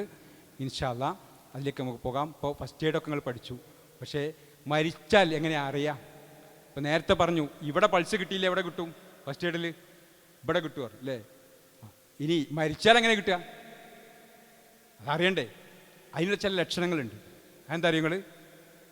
അത് ഒന്ന് നിങ്ങൾക്ക് മനസ്സിലാവുന്ന ലക്ഷണം പറഞ്ഞുതരാം. ആദ്യം ഒന്ന് മരിച്ചു കഴിഞ്ഞാൽ ഉടനെ നമ്മളെ തലയുള്ള പേന് മുഴുവനും കീഴ്പ്പെടും. ഉറപ്പിച്ചോളി ആൾ മരിച്ചിട്ടുണ്ട്. നിങ്ങൾക്ക് അറിയാനുള്ള ഏറ്റവും നല്ല വഴി അതാണ്. ഏത്? തലയിൽ പേനുണ്ടോ ആ നിമിഷം മരിച്ചാൽ അപ്പം തലയുള്ള പേന് മൊത്തം തൽക്കാണിമിലൂടെ എങ്ങനെ പോരുന്നതാണ്.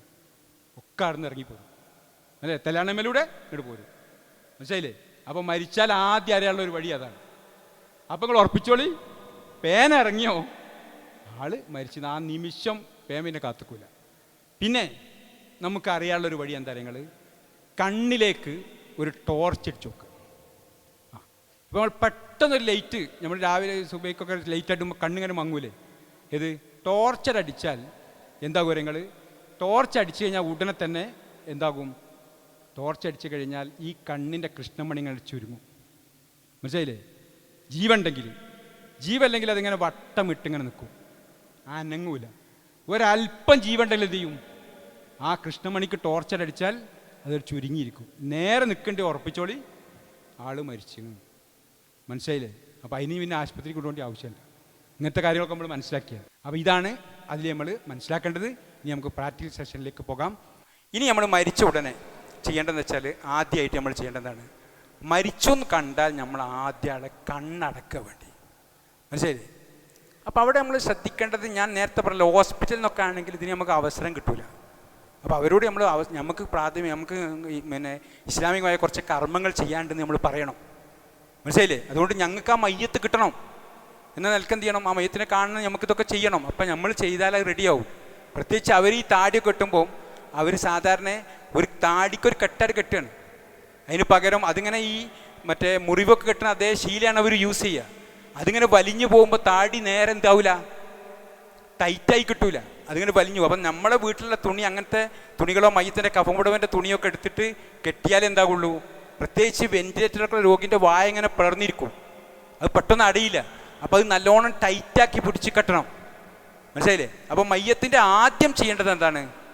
മയ്യത്തിൻ്റെ കണ്ണ് രണ്ടും അടച്ചു കൊടുക്കുക. കുറച്ചുകൂടെ അമർത്തി അടച്ച് പിടിച്ചാൽ എന്ത് ചെയ്യും? 1 മിനിറ്റ് 2 മിനിറ്റ് ഒന്ന് അമർത്തി പിടിച്ചാൽ അത് അവിടെ നിന്നോളും. മനസ്സിലായില്ലേ? റസൂലുള്ളാഹി സ്വല്ലല്ലാഹു അലൈഹി വസല്ലം കണ്ണ് തുറന്നു കൊടുക്കണേ മയ്യത്ത് കാണാൻ വന്നവൾ പോലും ആ കണ്ണ് അടച്ചു കൊടുത്തിട്ടുണ്ട്.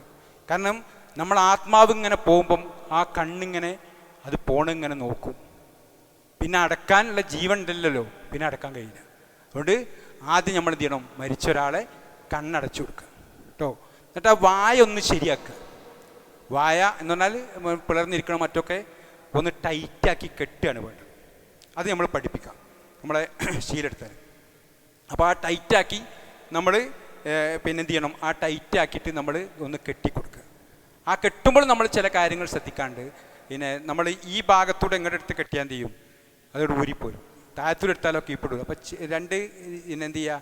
ഒന്ന് അതിങ്ങനെ ആ ശീല ഒന്ന് കീറിയിട്ട് എന്ത് ചെയ്യുക? നമ്മൾ ഇങ്ങനത്തെ ഒരു ശീല ഉണ്ടാവും. അപ്പോൾ അത് ഈ തുണി എടുത്തിട്ട് എന്ത് ചെയ്യുക? ഈ തുണി നമ്മൾ മയത്തിൻ്റെ കഫംപൊടി സാധാരണ നമ്മളെ വീട്ടിലെ തുണിയാലും മതി, വീട്ടിൽ നിന്നാണെങ്കിൽ. അപ്പോൾ അതിങ്ങനെ ഇത് നിങ്ങളെ നിസ്കാര കുപ്പായാണ്, നിങ്ങളത് പെണ്ണുങ്ങളുടെ ആയതുകൊണ്ട് ഞാൻ അതോടെ എടുത്താണ്. ഇതാണ് നമ്മളെ ആ ഒരു സാധാരണ മയ്യത്തിൻ്റെ കഫംപുടവൻ്റെ തുണിയാണ്. ഈ തുണിയിലാണ് നമ്മളിപ്പോൾ തൽക്കാലം എടുക്കുന്നത്, അല്ലെങ്കിൽ ശീല ഉപയോഗിച്ചാൽ മതി. അപ്പോൾ ഈ തുണിയിൽ നമ്മൾ ചെയ്യേണ്ടത്, നമുക്ക് വേണമെങ്കിൽ ഇങ്ങനെ കത്തിരി ഉണ്ടെങ്കിൽ അതുകൊണ്ടാവാം, അല്ലെങ്കിൽ എന്ത് ചെയ്യുക? ഇങ്ങനെ കീറിയാലും ഇത് കിട്ടുക. ഇങ്ങനെ ഇങ്ങനെ കീറിയിട്ട്, അഥവാ വീട്ടിൽ കത്തിയൊന്നും കിട്ടിയില്ലെങ്കിലേ നേരം വഴി കായ്ക്കണം. ഇങ്ങനെ എന്ത് ചെയ്യുക? നമ്മൾ എടുക്കുക. മനസ്സിലായില്ലേ? ഇങ്ങനെ ഒരു തുണി എടുക്കുക. എന്നിട്ട് ഇങ്ങനത്തെ ഒരു തുണി ഞാൻ നേരത്തെ പറഞ്ഞ ഇങ്ങനെ കെട്ടിയാൽ എന്ത് ചെയ്യും? ഈ തുണിയോട് ഇങ്ങനെ കെട്ടിക്കഴിഞ്ഞാൽ എന്താകും? ഞാൻ പറഞ്ഞ ഇങ്ങനെ ടൈറ്റാക്കി കെട്ടുമ്പം നമ്മളിങ്ങനെ ടൈറ്റ് ചെയ്യുമ്പോൾ കാണാം ഇതിങ്ങനെ ഇങ്ങനെ ഊരിപ്പോരും. മനസ്സിലായില്ലേ? ബാക്കോട്ട് കെട്ടിയാലോ താഴോട്ട് ഊരിപ്പോരും, ഇങ്ങനെ കീപ്പർ വരും. അപ്പോഴാണ് നമ്മൾ എന്ത് ചെയ്യേണ്ടത്? ആ തുണിയുടെ ഇങ്ങനെ ഈ ഇതിങ്ങനെ നടുക്ക് ഇങ്ങനെ ഒന്ന് നമ്മൾ പിടിച്ച് കീറി കൊടുത്തത്, നടുക്ക് നേരെ. ഇത് ഞാൻ കത്തിരി ഇല്ലാതെ ചെയ്യണമെന്ന് വെച്ചാൽ നിങ്ങൾക്ക് കുറച്ചുകൂടി, അഥവാ പെട്ടെന്ന് ആ സമയത്ത് ഇത് കിട്ടിയിട്ടില്ലെങ്കിലും ഇതൊക്കെ കീറിനെ പഠിക്കാനാണ്. സെൻട്രലായില്ല നോക്കിക്കൊള്ളട്ടോ. അങ്ങനെയൊക്കെ ആകുമ്പോൾ നമ്മൾ സെൻട്രലായാലേ എന്തുള്ളൂ, ഇങ്ങനെ കീറുക, ഇങ്ങനെ സെൻട്രലാക്കി കീറുക.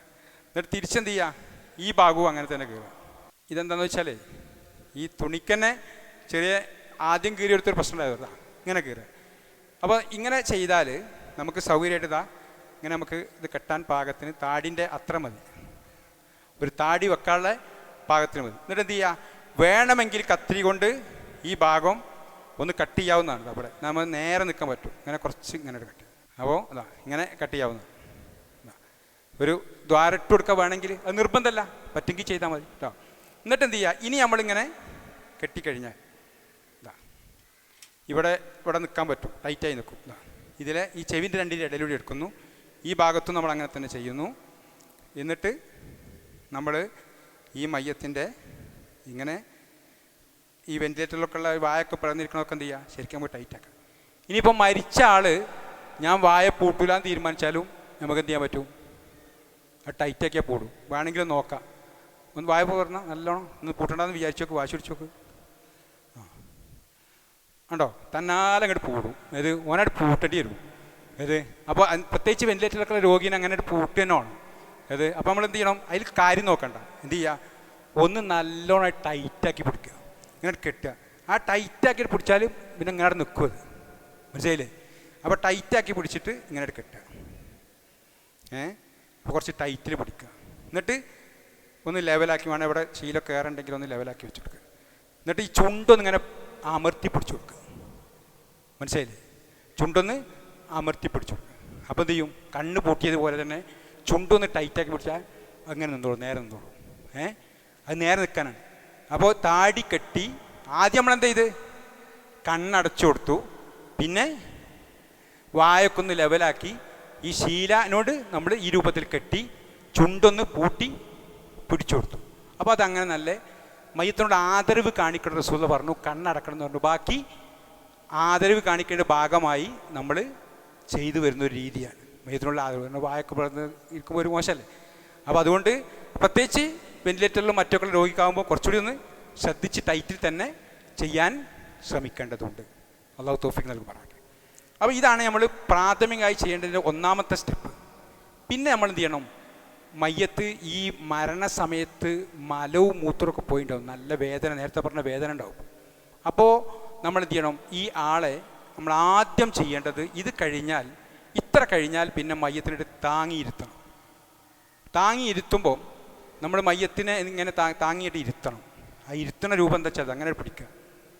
ഇങ്ങനെ പിടിച്ചിട്ട് ഈ കയ്യിൻ്റെ ഇവിടെ അങ്ങനെ കയ്യിൻ്റെ ഇവിടെ എന്ത് ചെയ്യുക? ഇങ്ങനെ പിടിച്ചിട്ട് ഈ ആളിങ്ങനെ ഒരു കൈമ പൊന്തും, മനസ്സിലായില്ലേ? ഇപ്പോൾ മരിച്ചായി നിൽക്കുകയാണ്, ഞാൻ എൻ്റെ കൈമല നിൽക്കണേ, മനസ്സിലായി? അപ്പോൾ ഇങ്ങനെ ഒരാൾ ഈ കൈമലോട്ട് പൊന്തും. ഇങ്ങനെ നമുക്ക് എത്തിരി പൊക്കാം, ഇങ്ങനെ പൊക്കുക, ആളെ പൊക്കിയിട്ട് ഇങ്ങനെ ആക്കുക, ഒന്നുകൂടി പൊക്കുക. അങ്ങനെ ഒരു 3 വട്ടം ചെയ്യുക. അങ്ങനെ എന്നിട്ട് കിടത്തുക. ആ സമയത്ത് ഇങ്ങനെ കിടത്തിയിട്ട് എന്ത് ചെയ്യുക? കയ്യും അതേപോലെ ഒരു മടക്കുക. മരിച്ചാളെ കൈ ഇങ്ങനെ മടക്കുക, മനസ്സിലായില്ലേ? എന്നിട്ട് ഈ കയ്യും അതേപോലെ മടക്കുക. ഇതേപോലെ എന്ത് ചെയ്യുക? കാലും മടക്കുക. ഇങ്ങനെ കാലിങ്ങനെ മടക്കുക നല്ലോണം. അപ്പോൾ ഈ 2 കാലും കയ്യും ഒക്കെ എന്ത് ചെയ്യുക? മടക്കി നിവർത്തി ആളെ. അതെന്തിനറിയോ ഇങ്ങനെ ചെയ്യുന്നത്? മരിച്ച ഒരാളെ ഇങ്ങനെ ചെയ്താലാണ് മയ്യത്ത് ഒളിപ്പിക്കുന്നത് വെറുങ്ങൽച്ച് നിൽക്കും ചിലപ്പോൾ, മനസ്സിലായില്ലേ? അതില്ലാതാവാനാണ് നമ്മൾ എന്ത് ചെയ്യണത്? ഇങ്ങനെ ചെയ്യുന്നത്. അപ്പോൾ ആ വെറുങ്ങൽച്ചിരിക്കുന്ന രൂപം പിന്നെ നമ്മൾ കുളിപ്പിക്കൊന്നും മടങ്ങുന്ന ഇരുവൊന്നുമില്ല, ഇതൊന്നും ചെയ്യാതിരുന്നാൽ, മനസ്സിലായില്ലേ? അതുകൊണ്ട് ഇങ്ങനെ നമ്മൾ മരിച്ച ആളെ ചെയ്യണം. തുടർന്ന് നമ്മൾ വല്ല മലോ മാലിന്യമൊക്കെ ഉണ്ടാവും. അപ്പോൾ ഈ ഡ്രസ്സൊക്കെ നമ്മൾ അയക്കുന്നതാണ് നല്ലത്. കാരണം പിന്നീട് നിങ്ങളുടെ കിട്ടാൻ കുറച്ച് ബുദ്ധിമുട്ടാവും. അപ്പാണെങ്കിൽ എന്ത് ചെയ്യും, ഒക്കെ വേ അഴിഞ്ഞ് കിട്ടും. പിന്നീട് ഇതായാലും എന്താ ഉണ്ടാവില്ല, വായ പൂടൂല, ഏത് കണ്ണ് തുറന്നിരിക്കും, ഈ പറഞ്ഞ കയ്യും കാലമൊക്കെ വെറുങ്ങലിച്ചിരിക്കും. അപ്പോൾ അതില്ലാതാവാൻ എന്ത് ചെയ്യുക, ഈ ഡ്രസ്സൊക്കെ അയക്കുക. മനസ്സിലായില്ലേ? ഡ്രസ്സൊക്കെ അയക്കുക, ആണെന്തായാലും പെണ്ണാലും. പിന്നെ കത്തിരിയൊക്കെ എടുത്ത് വെട്ടേണ്ടി വരും, പിന്നെ കൈയൊക്കെ ഇങ്ങനെ വെട്ടേണ്ടി വരും. അത് ഇല്ലാതിരിക്കാൻ അപ്പം തന്നെ അയക്കുക. അയച്ചിട്ട് നമ്മളെന്ത് ചെയ്യുക, ഒരു അയച്ച് ഇവിടെയുള്ള മലവും മൂത്രമൊക്കെ വൃത്തിയാക്കി. അയക്കുമ്പോഴൊക്കെ ശ്രദ്ധിക്കേണ്ടത് നമ്മൾ ആളൊന്ന് മറച്ചു വെക്കണം, ഈ ഔറത്തൊന്നും കാണാത്ത രൂപത്തിലാക്കണം. ഈ ആശുപത്രിയിൽ നിന്നൊക്കെ ചെയ്യുമ്പോൾ എങ്ങനെ വെച്ചാൽ അങ്ങനെ അവർക്ക് അതൊന്നും അറിയില്ലല്ലോ. അപ്പോൾ അവർ മൊത്തം ഇങ്ങോട്ട് കണ്ടുകൊണ്ട് തന്നെയാണ് ഇതൊക്കെ തുടക്കലും പിടിച്ചലും ഒക്കെ ഉണ്ടായത്. അതുകൊണ്ട് പരമാവധി നമ്മൾ തന്നെ ചെയ്യാനും അവസാനമാകുമ്പോൾ ഞാൻ നേരത്തെ പറഞ്ഞ പോലെ റൂമിലേക്ക് മാറ്റാനും ഒക്കെ നമ്മൾ പ്രത്യേകം താല്പര്യം കാണിക്കണം. അങ്ങനെ എന്ത് ചെയ്യുക, ഇതൊക്കെ നമ്മൾ ചെയ്യുമ്പോൾ അതൊക്കെ ആ സുന്നത്തനുസരിച്ചും ഇനി മരിച്ചൊരാളെ അതിൻ്റെ ആ മാതൃക അനുസരിച്ച് ചെയ്യാൻ. അപ്പോൾ ഈ ഔറത്തൊക്കെ മറച്ച് വെച്ചുകൊണ്ട് നമ്മൾ എന്ത് ചെയ്യുക, ഇതൊക്കെ ചെയ്യുക. തുടർന്ന് നമ്മൾ കുളിപ്പിക്കുമ്പോഴും അതൊക്കെ ഔറത്തിൻ്റെ കാര്യം ഞാൻ പറയാം. പിന്നെ ഇപ്പോൾ ഇങ്ങനെ ചെയ്യുക, ഈ ചെയ്യുമ്പം ഈ മലും മൂത്രമൊക്കെ ഇങ്ങനെ ബക്കറ്റ് ഉണ്ടാവും നമ്മുടെ വീട്ടിലെ ബക്കറ്റും, അതേപോലെ തന്നെ ഒരു ബക്കറ്റിൽ വെള്ളം ഇങ്ങനെ, അല്ലെങ്കിൽ കപ്പിൽ വെള്ളം എടുത്തിട്ടോ, അല്ലെങ്കിൽ വെള്ളം എന്ത് ചെയ്യാമെങ്കിൽ നമുക്കിങ്ങനെ ചെയ്താൽ മതി. അതായത് ഈ തോർത്തെടുത്തിട്ടേ ഈ തോർത്തതിലിട്ട് നനയ്ക്കുക. എന്നിട്ട് ഇവിടെ എന്ത് ചെയ്യുക, നല്ലോണം ഇങ്ങോട്ട് നിവർത്തി പിടിച്ചിട്ട് ഇവിടെ അങ്ങോട്ട് ഒപ്പിക്കൊടുക്കുക. ഇതിന് മൊത്തം മലും ഇവിടെ കട്ടിലൊക്കെ തുടച്ച് വൃത്തിയാക്കുക. ഒരാൾ വേണമെങ്കിൽ ഒരു ഔറത്ത് മറയാൻ വേണ്ടിയിട്ട് എന്ത് ചെയ്യുക, അതൊന്നും ഇങ്ങനെ പിടിക്കുക, ഒന്നിങ്ങനെ നീർത്തി പിടിക്കുക, ഇങ്ങനെ പിടിച്ചു കൊടുക്കുക. എന്നിട്ട് അതിൻ്റെ ചോട്ടുന്നതൊക്കെ ചെയ്യുക. മനസ്സിലായില്ലേ? അപ്പം അങ്ങനെ ഈ ഭാഗങ്ങളൊക്കെ ഒന്ന് വൃത്തിയാക്കി കൊടുക്കുക, മലും മൂത്രമൊക്കെ ഉണ്ടെ പോകാൻ. എന്നിട്ട് വേണമെങ്കിൽ എന്ത് ചെയ്യുക, ഒന്ന് മൊത്തം തുടക്കാം. ഇത് നനച്ചിട്ട് വേണമെങ്കിൽ എല്ലായിടത്തും ഒന്ന് വേറൊരു തുണിയൊക്കെ ഉപയോഗിച്ചൊക്കെ തുടക്കുക, വൃത്തിയാക്കുക. മനസ്സിലായില്ലേ? ഇത് കഴിഞ്ഞാൽ പിന്നെ നമ്മൾ അവർക്ക് കാണാത്ത രൂപത്തിൽ, പ്രത്യേകിച്ച് പെണ്ണുങ്ങളൊക്കെ ആകുമ്പം ഇവിടെയൊക്കെ വേണമെങ്കിൽ ഒരു തുണിയോ 2 തുണിയോ ഒക്കെ ഇടാം. മനസ്സിലായില്ലേ? അങ്ങനെ എന്നിട്ട് ലാസ്റ്റ് എന്ത് ചെയ്യുക, നമ്മളിങ്ങനത്തെ 2 തുണിയൊക്കെ ഇങ്ങനെ മുകളിലൊക്കെ ഇടാം. ഇങ്ങനെയൊക്കെ ഇട്ടതിന് ശേഷം വലിയൊരു തുണി കൊണ്ട് എന്ത് ചെയ്യുക, നമ്മൾ എന്താ ഇങ്ങനത്തെ തുണി ഉപയോഗിച്ച് നമ്മൾ മൊത്തം ഇങ്ങനെ മൂടിയിടുക കേട്ടോ. ഇങ്ങനെ ഒരു തുണി ഉപയോഗിച്ച് എന്താ, അതോടൊപ്പം എന്ത് ചെയ്യുക, ഈ ലാസ്റ്റ് ഇതൊക്കെ തുടച്ച് കഴിഞ്ഞ ശേഷം ഈ കാലും എന്ത് ചെയ്യുക, ഇങ്ങനെ കൂട്ടി പിടിച്ചിട്ട് ഇവിടെ ഒരു കെട്ടിട്ട്, അല്ലേ, ഇവിടെ ഒരു കെട്ടുകൂടി നമ്മൾ കെട്ടണം കേട്ടോ. അത്രേ ഉള്ളൂ.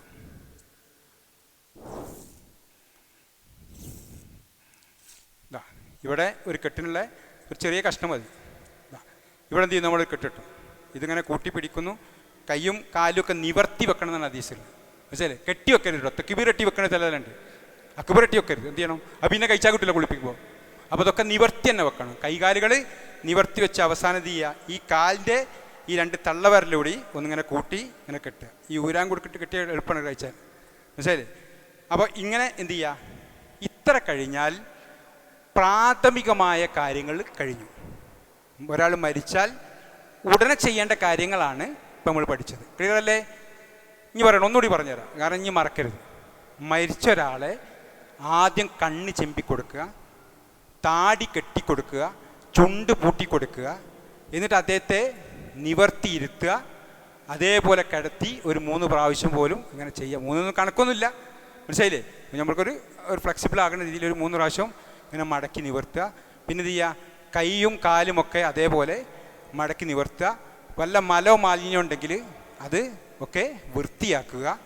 തുടർന്ന് കാലുകളും കൈകളും നിവർത്തി വെച്ച് കാലിൻ്റെ തള്ളവിരൽ 2ഉം കൂട്ടി കെട്ടുക.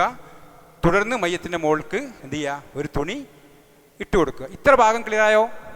ക്ലിയർ ആയില്ലേ? അപ്പം ഇനി മരിച്ചാൽ ഇതിന് വേറെ ആരും വരേണ്ടി വരരുത്. നിങ്ങളെ വീട്ടിൽ നിങ്ങൾ തന്നെ ചെയ്യണം. ആശുപത്രിയിൽ നിന്നാണ് മരിക്കണമെങ്കിൽ അവിടെ നിങ്ങൾ ഇടപെട്ട് ചെയ്യാൻ പറ്റുമെങ്കിൽ അങ്ങനെ ചെയ്യാം. ക്ലിയർ ആയല്ലോ? നമ്മൾ തന്നെയാണ് ഇത് ചെയ്യേണ്ടത്, ഏറ്റവും അടുത്ത ആൾക്കാർ കേട്ടോ. അപ്പോൾ അതുകൊണ്ട് ഇങ്ങനെ ചെയ്യാൻ എല്ലാവരും ശ്രദ്ധിക്കുക. ഇനി നമ്മൾ അടുത്തതിലേക്ക് പോവുകയാണ്. ഇതൊക്കെ ഇനി മയ്യത്ത് കുളിപ്പിക്കലാണ് നമ്മൾ പഠിക്കുന്നത്. മയ്യത്ത് കുളിപ്പിക്കൽ. ഓക്കെ, മയ്യത്ത് കുളിപ്പിക്കുമ്പം നമ്മൾ നേരത്തെ പറഞ്ഞതുപോലെ മയ്യത്ത് കുളിപ്പിക്കുന്ന സമയത്ത് നമ്മൾ എന്ത് ചെയ്യുക, നമ്മൾ ഡ്രസ്സിങ് അഥവാ മാറ്റിയിട്ടില്ലെങ്കിൽ, മറ്റു സമയത്ത് നമ്മളവിടെ ഇല്ലെങ്കിൽ ഡ്രസ്സൊക്കെ ഉണ്ടാവും. അപ്പോൾ അതൊക്കെ എന്ത് ചെയ്യുക, നമ്മൾ മയ്യത്ത് കുളിപ്പിക്കുമ്പോൾ ശ്രദ്ധിക്കേണ്ടത് മുട്ടുപൊക്കിളിൻ്റെ ഭാഗം മറച്ച് വെച്ചുകൊണ്ടാണ് മയ്യത്ത് കുളിപ്പിക്കേണ്ടത്. അപ്പം ഇങ്ങനത്തെ ഒരു തുണി ഇട്ടാൽ എന്ത് ചെയ്യും, ഒരു തോർത്തിട്ടാൽ തന്നെ ഇത്രയും മറയും അല്ലേ. അപ്പം ഇങ്ങനെ മറച്ച് വെച്ചുകൊണ്ടാണ് നമ്മൾ മയ്യത്ത് ഈ ഗുഹ്യാവത്തിൻ്റെ ഭാഗം മറച്ച് വെക്കണം. പ്രത്യേകിച്ച് ഇവിടുന്ന് ഇതുവരെയുള്ള ഭാഗം തന്നെങ്കിലും ആണ്ടാലും പെണ്ണാലും നമ്മൾ മറച്ച് വെക്കണം, മനസ്സിലായില്ലേ. അപ്പം അങ്ങനെ മറച്ച് വെച്ചുകൊണ്ടാണ് കുളിപ്പിക്കേണ്ടത്. അപ്പോൾ മയ്യത്ത് കുളിപ്പിക്കുമ്പം ഈ ഡ്രസ്സൊക്കെ അഴിച്ചു മാറ്റുന്നു. നേരത്തെ മാറ്റിയിട്ടില്ലെങ്കിൽ എന്ത് ചെയ്യുന്നു, അങ്ങനെ അഴിച്ചു മാറ്റുന്നു. തുടർന്ന് നമ്മൾ മയ്യത്ത് കുളിപ്പിക്കുമ്പം ഈ കെട്ടഴിക്കുന്നു. ഈ കെട്ടിങ്ങനെ നമ്മൾ അഴിക്കുന്നു. നേരത്തെ പറഞ്ഞാൽ എത്ര പണികൾ കഴിക്കാൻ നേരെ കെട്ടിയാൽ, മനസ്സിലായില്ലേ. അപ്പോൾ അങ്ങനെ ഈ അഴിച്ചു മാറ്റുന്നു. ഇതേപോലെ തലൻ്റെ കെട്ടും നമ്മൾ അഴിക്കുന്നു. തലൻ്റെ കെട്ടും ഇത്ര പണിയുള്ളൂ കേട്ടോ. ആ കെട്ടുന്ന ലെവലായാൽ ഇതൊക്കെ ഊരാനും എളുപ്പമാണ്. അപ്പോൾ അങ്ങനെ എന്ത് ചെയ്യുന്നു, ഈ അപ്പം നമ്മൾ ആ ചുണ്ട് ഇതൊക്കെ പൂടിയിരിക്കും. പിന്നെ മയ്യത്തിന് പിന്നെ നിർത്താൻ പ്രയാസമായിരിക്കും, മനസ്സിലായില്ലേ. അപ്പം അങ്ങനെ ഇത് എല്ലാം അഴിച്ചു മാറ്റി നമ്മൾ ആദ്യം ചെയ്യേണ്ടത് മയ്യത്തിനെ നേരത്തെ പോലെ ഇങ്ങനെ കൈ വെച്ച് താങ്ങിയിരുത്തുക. ഇങ്ങനെ, അതായത് ഇങ്ങനെ പിടിച്ചിട്ട് ഇങ്ങനെ താങ്ങുക. എന്നിട്ട് ഇവിടെ വെച്ചാൽ കൈ വെച്ചാൽ പിന്നെ ഈ കഴുത്തുകൂടി പോകില്ല, ഒറ്റ ആൾ വെച്ചാൽ കേട്ടോ. ഇങ്ങനെ വെച്ചാൽ മതി. എന്നിട്ട് എന്ത് ചെയ്യുക, വയറ്റത്ത് ശക്തിയായി തടവുക. ഇത് നമുക്ക് കുറച്ചുകൂടി സൗകര്യമുണ്ട്. ഈ സ്ട്രെച്ചറിൽ അതിനുള്ള സൗകര്യമുള്ള മയ്യത്ത് കെട്ടലായതുകൊണ്ട് ഇങ്ങനെ ചെയ്യുക. അങ്ങനെയാണെങ്കിൽ എന്ത് ചെയ്യുക, ഈ മയ്യത്തിനെ ഇവിടുന്ന് എന്ത് ചെയ്യുക, അങ്ങനെ പൊക്കാം. അപ്പം ഇങ്ങനെ ആയാലും മയ്യത്ത് നമുക്ക് സൗകര്യമല്ലേ വെക്കാൻ. എന്നിട്ട് എന്ത് ചെയ്യുന്നു, ഇങ്ങനത്തെ ഇനി നിങ്ങളെ നാട്ടിലില്ലെങ്കിൽ ഇങ്ങനത്തെ ഉണ്ടാക്കാൻ പറയണോ, ഇല്ലെങ്കിൽ ഇന്നെ വിളിക്കി, ഞാൻ അതിൻ്റെ എഴുതാ കെട്ടൽ പറഞ്ഞുതരാം കേട്ടോ. അങ്ങനത്തെ കണ്ടില്ലല്ലേ, ഇങ്ങനത്തെ വേണം. എന്നാലേ നമുക്ക് ഇങ്ങനെ താങ്ങി ബുദ്ധിമുട്ടാണെന്നൊക്കെ എളുപ്പമാണ്. അപ്പം ഇങ്ങനെ ആളെ നിർത്തിയാൽ മതി, ഇങ്ങനെ ഇരുത്തിയാൽ മതി. അപ്പം ഇങ്ങനെ എന്ത് ചെയ്യുക, സ്ട്രെച്ചർമേൽ മയ്യത്ത് ഇങ്ങനെ വെക്കുക. എന്നിട്ട് ഇദ്ദേഹത്തിൻ്റെ വയറ്റത്ത് ശക്തിയായി തടവുക. ഇത് ഇങ്ങനെ തടവുക. അത് ശരിക്കും എന്ത് ചെയ്യുക, ഈ ശീല പിടിച്ച് ഇതിങ്ങനെ പിടിച്ചിട്ട് ഇങ്ങനെ തടവുക, ശക്തമായി തടവുക, മനസ്സിലായില്ലേ. അങ്ങനെ തടവുമ്പോൾ അടുത്തിക്കുന്ന ആൾ എന്ത് ചെയ്യുക, വെള്ളം ഒഴിച്ചു കൊടുക്കുക. സോപ്പ് ഉപയോഗിക്കുക. സോപ്പ് ഉണ്ടാവുക അടുത്തോ. സോപ്പും ഇതൊക്കെ എന്ത് ചെയ്യുക, നമ്മൾ ഈ പാട്ടയിൽ വേണമെങ്കിൽ ഈ ബക്കറ്റിൽ കപ്പിൽ വേണമെങ്കിൽ എന്ത് ചെയ്യുക, അത് നമ്മളിങ്ങനെ പൊട്ടിച്ചിട്ട് സോപ്പ് ശരിക്ക് നമ്മൾ ഇതിലിട്ടിട്ട് എന്ത് ചെയ്യുക, ഇത് ഇങ്ങനെ നമ്മൾ ശരിക്ക് ഇങ്ങനെ ഇടാക്കിയാൽ നല്ലോണം പതയായിട്ട് വരില്ലേ. അത് ശരിക്ക് ഈ ഇതിങ്ങനെ പിടിച്ച് ഇങ്ങനെ എന്ത് ചെയ്യുന്നു, ഇങ്ങനെ പൊക്കി പിടിക്കുന്നു. നമ്മളിങ്ങനെ ഈ ഭാഗം മലദ്വാരത്തിൻ്റെ ഭാഗം ഞാൻ എന്ത് ചെയ്യണം, അപ്പം കൈകൊണ്ട് കഴുകാൻ പാടില്ല. ഒന്നുകിൽ ശീല വേണം, അല്ലെങ്കിൽ ഗ്ലൗസ് വേണം. ഗ്ലൗസ് അവിടെ ഒക്കെ ഇവിടെ ഉണ്ട്. ഇതൊക്കെ നമ്മളെ മയ്യത്ത് കുളിപ്പിക്കുമ്പോൾ ഒക്കെ ഉണ്ടാണ് ഗ്ലൗസ് കിട്ടുക. അപ്പോൾ ആ സമയത്ത് കേട്ടോ. ശരി, ഇങ്ങനത്തെ ഈ ഒരു ഗ്ലൗസോ ശീലയോ ചിറ്റിട്ടാണ് നമ്മൾ ഇവിടെ കഴുകേണ്ടത്. നമ്മളെ കൈകൊണ്ട് ഗുഹ്യാവയം നേരെ സ്പർശിക്കരുതെന്ന്. അതുകൊണ്ട് എന്ത് ചെയ്യണം, ഒരു ശീലയോ അല്ലെങ്കിൽ ഗ്ലൗസോ ഇട്ടിട്ടാണ്, അതിൻ്റെ എന്ന് പറയണ്ട, നമ്മുടെ ഗുഹ്യാവയം കൈകൊണ്ട് സ്പർശിക്കാതെ നമ്മളൊരു ഗ്ലൗസ് യൂസ് ചെയ്തുകൊണ്ടാണ് നമ്മളത് ചെയ്യേണ്ടത്. ക്ലിയർ ആയില്ലേ. അപ്പോൾ അങ്ങനെ ഗ്ലൗസ് യൂസ് ചെയ്തിട്ട് എന്ത് ചെയ്യുക, ഈ ഭാഗം നമ്മളിങ്ങനെ ഈ പൊക്കി പിടിച്ചിട്ട് ഇങ്ങനെ പൊക്കി പിടിച്ചിട്ട് എന്ത് ചെയ്യുക, ഒരാൾ ഇവിടെയും പിടിച്ചോ, അങ്ങനെ പിടിച്ചോ, ഇങ്ങനെ പൊക്കി പിടിച്ചു കൊടുക്കുക അടുത്തുനിന്ന്. എന്നിട്ട് ഈ കപ്പിൽ വെള്ളം എടുക്കുക. ഇങ്ങനെ വെള്ളം എടുത്തിട്ട് എന്ത് ചെയ്യുന്നു, നമ്മളിങ്ങനെ ഒഴിക്കുന്നു. ഒഴിച്ചിട്ട് ഈ പറഞ്ഞ ഭാഗം കഴുകുന്നു. അപ്പോൾ കാലെന്ത് ചെയ്യുക, ഒരു കാല് പിടിച്ച് ഒന്ന് പൊക്കി കുറച്ച് കാലിങ്ങനെ പൊക്കിയിട്ട് എന്ത് ചെയ്യുക, ഈ മലദ്വാരത്തിൻ്റെ ഭാഗം എന്ത് ചെയ്യുക, ഇവിടെ വെള്ളം ഒഴിച്ച് ശരിക്ക് ഈ ഇങ്ങനെ വയറ്റത്ത് തടവുന്നു. അപ്പോൾ ചിലപ്പോൾ മലം പോരും. ആ മലമൊക്കെ ഇതിലിങ്ങനെ ഒഴുകിപ്പോയിക്കോളും, മനസ്സിലായില്ലേ. ഇങ്ങനത്തെ സ്ട്രെച്ചറാകും. അപ്പോൾ ഇതൊക്കെ മലോ മൂത്രമൊക്കെ ഉണ്ടല്ലോ ഒക്കെ മൊത്തം അവിടെ ഇങ്ങനെ ഗുഹ്യാത്തിൻ്റെ മൊത്തം ഭാഗം കഴുകുന്നു. കാല് പൊക്കി പിടിച്ചതിനാ ഈ ഭാഗം ശരിക്ക് കിട്ടാനാണ്, മനസ്സിലായില്ലേ. അപ്പോൾ ഇവിടെ ഒക്കെ ശരിക്ക് നമ്മൾ നല്ലോണം ആ ചന്തിയുടെ ഭാഗവും മലദ്വാരത്തിൻ്റെ ഭാഗവും ഒക്കെ വൃത്തിയായിട്ട് നമ്മൾ കഴുകുക. ക്ലിയറായോ. അപ്പം മയ്യത്ത് കുളിപ്പിക്കുമ്പം ആദ്യം ചെയ്യേണ്ടത് മയ്യത്തിനെ താങ്ങി ഇരുത്തുന്നു, വയറ്റത്ത് ശക്തിയായി തടവുന്നു, ഇടത്തെ കയ്യിൽ ശീലിയിട്ട് എന്ത് ചെയ്യുന്നു, ഗുഹ്യാവത്തിൻ്റെ ഭാഗം മൊത്തം കഴുകി കൊടുക്കുന്നു. ഓക്കെ. ഇനി നമ്മൾ തുടർന്ന് മയ്യത്തിന് പല്ല് തേച്ച് കൊടുക്കുകയാണ് വേണ്ടത് കേട്ടോ. മയ്യത്തിന് പല്ല് തേച്ച് കൊടുക്കുക. മയ്യത്തിന് പല്ല് തേക്കുമ്പോൾ എന്ത് ചെയ്യുക, ഇങ്ങനെ വായ ഇങ്ങനെ പിളർത്തി പിടിച്ചിട്ട് അതിൽ കൊയ്ക്കുക. തുപ്പുവോ ഇല്ല. അപ്പോൾ എന്ത് ചെയ്യണം, മയ്യത്തിൻ്റെ ഇങ്ങനെ പല്ലിങ്ങനെ വായ പിടിച്ചിട്ട് ഇങ്ങനെ തേക്കുക. തേച്ചിട്ട് ആളെ എന്ത് ചെയ്യുക, ഇങ്ങോട്ട് പിടിച്ചിട്ട് ഇങ്ങോട്ട് ചെരിക്കുക തല. എന്നിട്ട് എന്ത് ചെയ്യുക, ഇവിടെ കവിളത്ത് ഒന്നിങ്ങനെ ഇടാക്കുക. അമർത്തുമ്പോൾ എന്ത് ചെയ്യും, അവിടെ പോയിക്കോളൂ വെള്ളം. തുടർന്ന് ഒന്നുകൂടി ഇങ്ങനെ വെച്ചിട്ട് എന്ത് ചെയ്യുക, വെള്ളം ഒഴിക്കുന്നു, നല്ലോണം പല്ല് തേച്ച് കൊടുക്കുന്നു, മനസ്സിലായില്ലേ. എന്നിട്ട് തിരിച്ചിട്ട് ഇങ്ങനെ വെച്ചിട്ട് ഇടാൻ പറ്റും. അപ്പോൾ എന്ത് ചെയ്യാൻ പോകും. അപ്പോൾ ആ പല്ലിൻ്റെ ഭാഗം ഒക്കെ നമ്മൾ സാധാരണ ഒതു എടുക്കുമ്പോൾ ചെയ്യും പോലെ തന്നെ ഇതൊരു വലിയ ബേജാറാവണ്ട. എന്നാൽ മയ്യത്ത് കുളിപ്പിക്കാരൻ എന്താ, വലിയ അശുദ്ധി ഉണ്ടായാലും എങ്ങനെയാണോ കുളിക്കുന്നത് അങ്ങനെ തന്നെയാണ് എന്ത് ചെയ്യണത്. ഇത് വലിയ അശുദ്ധി ഉണ്ടായാലും കുളിക്കേണ്ട എങ്ങനെ, ആദ്യം കുയ്യാവൻ കഴുകുക, പിന്നെ പല്ല് വെച്ച് ഒതുണ്ടാക്കുക, എന്നിട്ട് കുളിക്കുക. അതേപോലെ തന്നെയാണ് എന്തുള്ളൂ. അപ്പോൾ ഇവിടെ വന്ന ഒരാൾക്കും ഇത് ചെയ്യാൻ കഴിയാതിരിക്കരുത്. മനസ്സിലായില്ലേ? ഒരാൾക്കും ചെയ്യാൻ കഴിയാതിരിക്കരുത്. പ്രത്യേകിച്ച് ഇവിടെ സൂചിപ്പിക്കപ്പെട്ടതുപോലെ നമ്മൾ ഈ പോസ്റ്റ്മോർട്ടം ചെയ്ത മയ്യത്ത് ആണെങ്കിൽ, അല്ലെങ്കിൽ ഒരു കഷ്ണാണ് കിട്ടിയത്. ഇപ്പോൾ റസൂലുള്ളാഹി സ്വല്ലല്ലാഹു അലൈഹി വസല്ലമയുടെ കാലത്ത് ഒരു സാബിൻ്റെ ഒരു കാല് മുറിഞ്ഞു. യുദ്ധത്തിൽ ഒരു കാല് മുറിഞ്ഞു. ആൾ ജീവിച്ചിരിക്കുന്നുണ്ട്. അപ്പോൾ ആ കാല് മുറിഞ്ഞപ്പോൾ അതെങ്ങനെയാണ് എന്ന് റസൂൽ പഠിപ്പിച്ചു കൊടുത്തു. ആ കാല് കുളിപ്പിച്ച് കഫൻ ചെയ്ത് സാധാരണ നമ്മളെ മറമാടുന്ന സ്ഥലത്തുകൊണ്ട് ഈ മറമാട് ചെയ്ത് റസൂൽ അങ്ങനെ കാണിച്ചത്.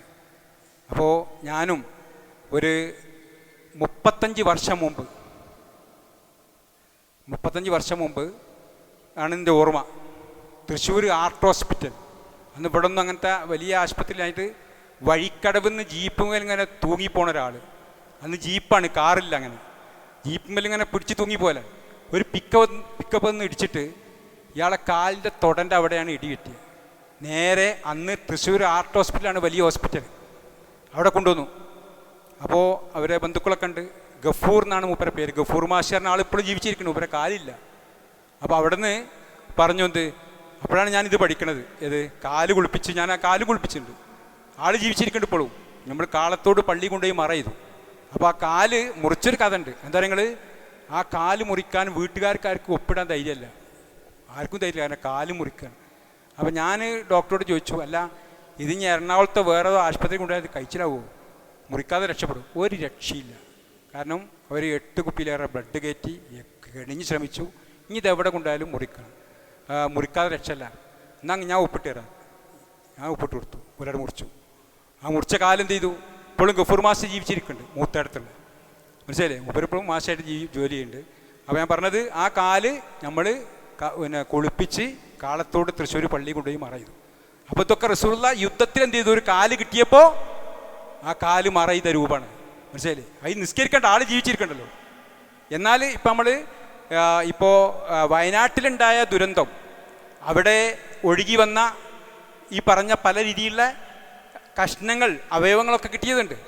അപ്പോൾ ആ അവയവങ്ങളൊക്കെ നമുക്ക് കിട്ടിയാൽ എന്ത് ചെയ്യാൻ പറ്റും, ആ അവയവം മാത്രമേ കിട്ടിയെങ്കിൽ അത് നമ്മൾ സാധാരണ കുളിപ്പിച്ച് ആൾ മരിച്ചതുകൊണ്ട് എന്ത് ചെയ്യാം, നമുക്കതിന് നിസ്കരിച്ച് നമുക്ക് മറമാടുകയാണ് ചെയ്യേണ്ടത്.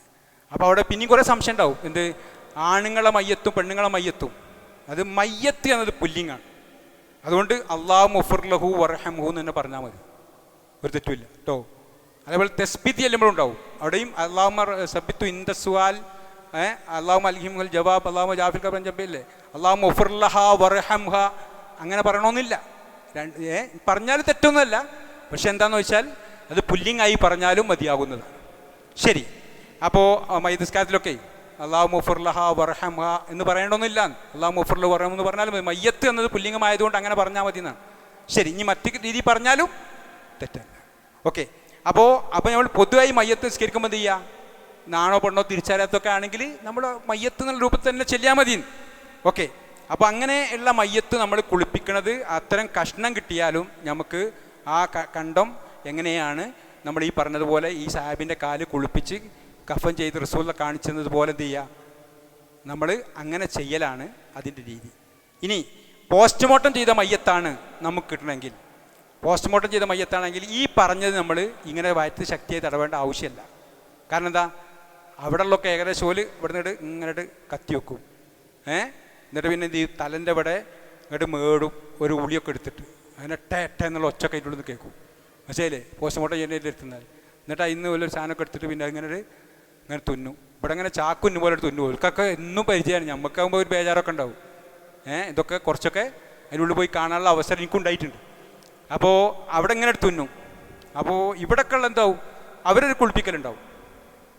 അവർ ഈ പോസ്റ്റ്മോർട്ടം ചെയ്യുന്ന ആൾക്കാർ ഒന്ന് കുളിപ്പിക്കും. എന്നിട്ട് എന്ത് ചെയ്യും, എന്നിട്ട് നമ്മൾ എടുത്ത് തരും. അപ്പോൾ നമ്മൾ അവിടെ പിന്നെ ആളെ വയറ്റത് ശക്തിയായി തടവണ്ട, മലവും ഇതൊന്നും ഉണ്ടാവില്ല. മനസ്സിലായില്ലേ? അവിടെ നമ്മൾ സോപ്പൊക്കെ തേച്ച് ഗുയ്യാവത്തിൻ്റെ ഭാഗം ഒന്ന് കഴുകിയാൽ മതി. അവിടെ നമ്മൾ ശ്രദ്ധിക്കാനുള്ള ഒരു കാര്യം, ഈ തലൻ്റെ ഭാഗത്തുനിന്ന് ബ്ലഡ് വല്ലാതെ വരും. പ്രത്യേകിച്ച് ഇവിടുന്നൊന്നും അല്ല ബ്ലഡ് വരിക, ഇവിടെ വയറ്റുമെന്നൊന്നും ബ്ലഡ് വരില്ല, ഇവിടുന്ന് ബ്ലഡ് വരും. അപ്പോൾ അതിന് നമ്മൾ ഇതൊന്നും റസൂലുള്ളാഹി സ്വല്ലല്ലാഹു അലൈഹി വസല്ലമയുടെ കാലത്ത് ഇല്ലാത്തതാണ്. നബി സ്വല്ലല്ലാഹു അലൈഹി വസല്ലമയുടെ കാലത്ത് എന്തില്ല? പോസ്റ്റ്മോർട്ടം ഇല്ല. മനസ്സിലായില്ലേ? അപ്പോൾ അവിടെ നമ്മൾ ചെയ്യേണ്ടത്, നമ്മൾ പരിചയത്തിൽ നിന്ന് മനസ്സിലായത്, ഇവിടെ ബ്ലഡ് നിൽക്കാൻ ചെയ്യേണ്ട കാര്യങ്ങൾ ഐസ് ഇട്ട വെള്ളം കൊണ്ട് കുളിപ്പിക്കാന്ന്.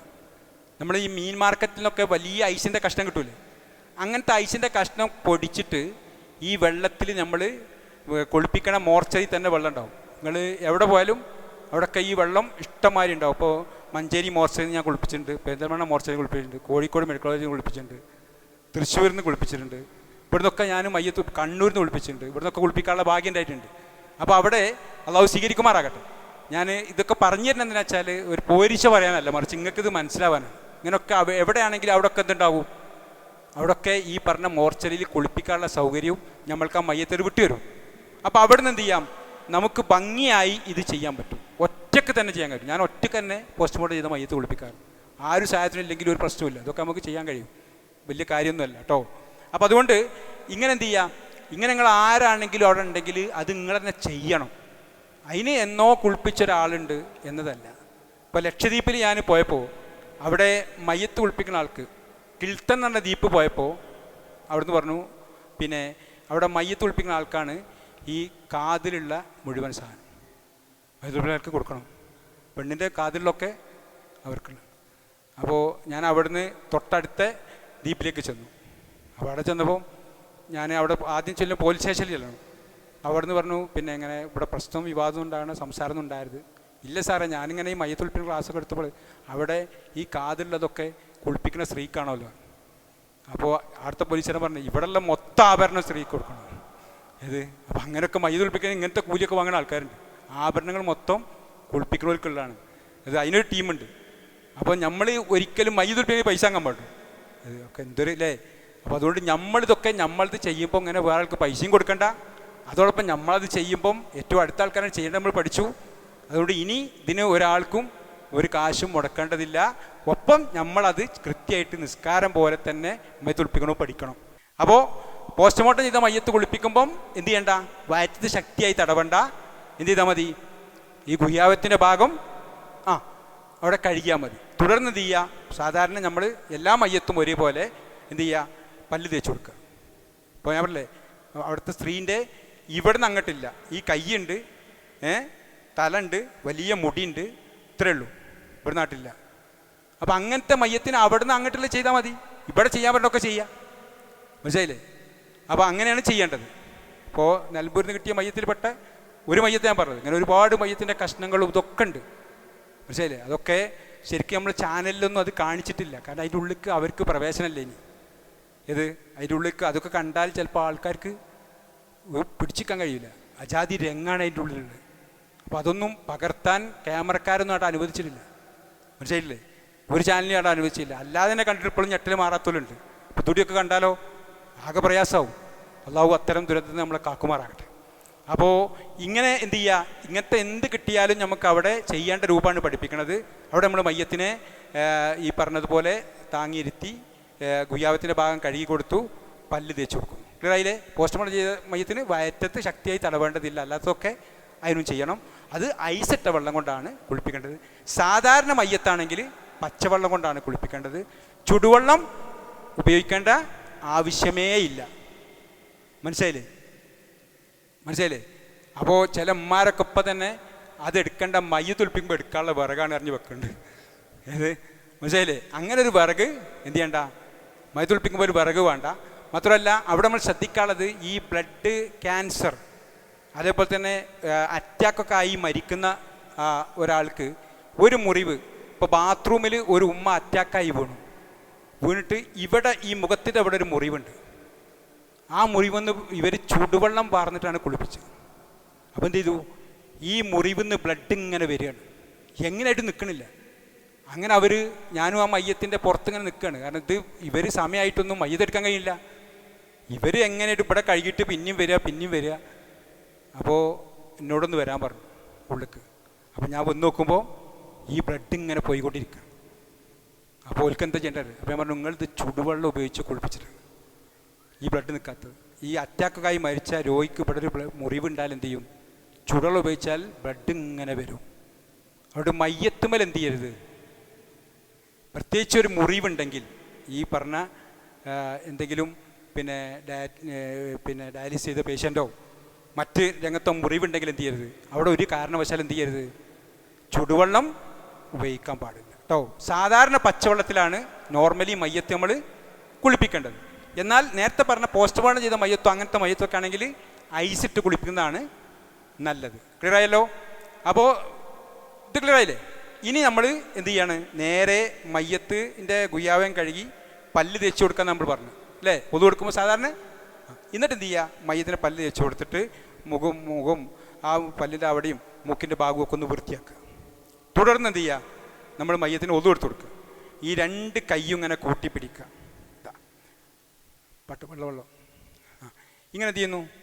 ഇങ്ങനെ നമ്മൾ ഒഴിക്കുന്നു. ബിസ്മില്ല എന്ന് പറയും. നമ്മൾ സാധാരണ ഒതുണ്ടാക്കുമ്പോൾ പറയുന്ന പോലെ എന്ത് ചെയ്യുന്നു? എന്നിട്ട് ഈ ഇവിടെയൊക്കെ നല്ലോണം ഇങ്ങനെ കഴുകുന്നു. മനസ്സിലായില്ലേ?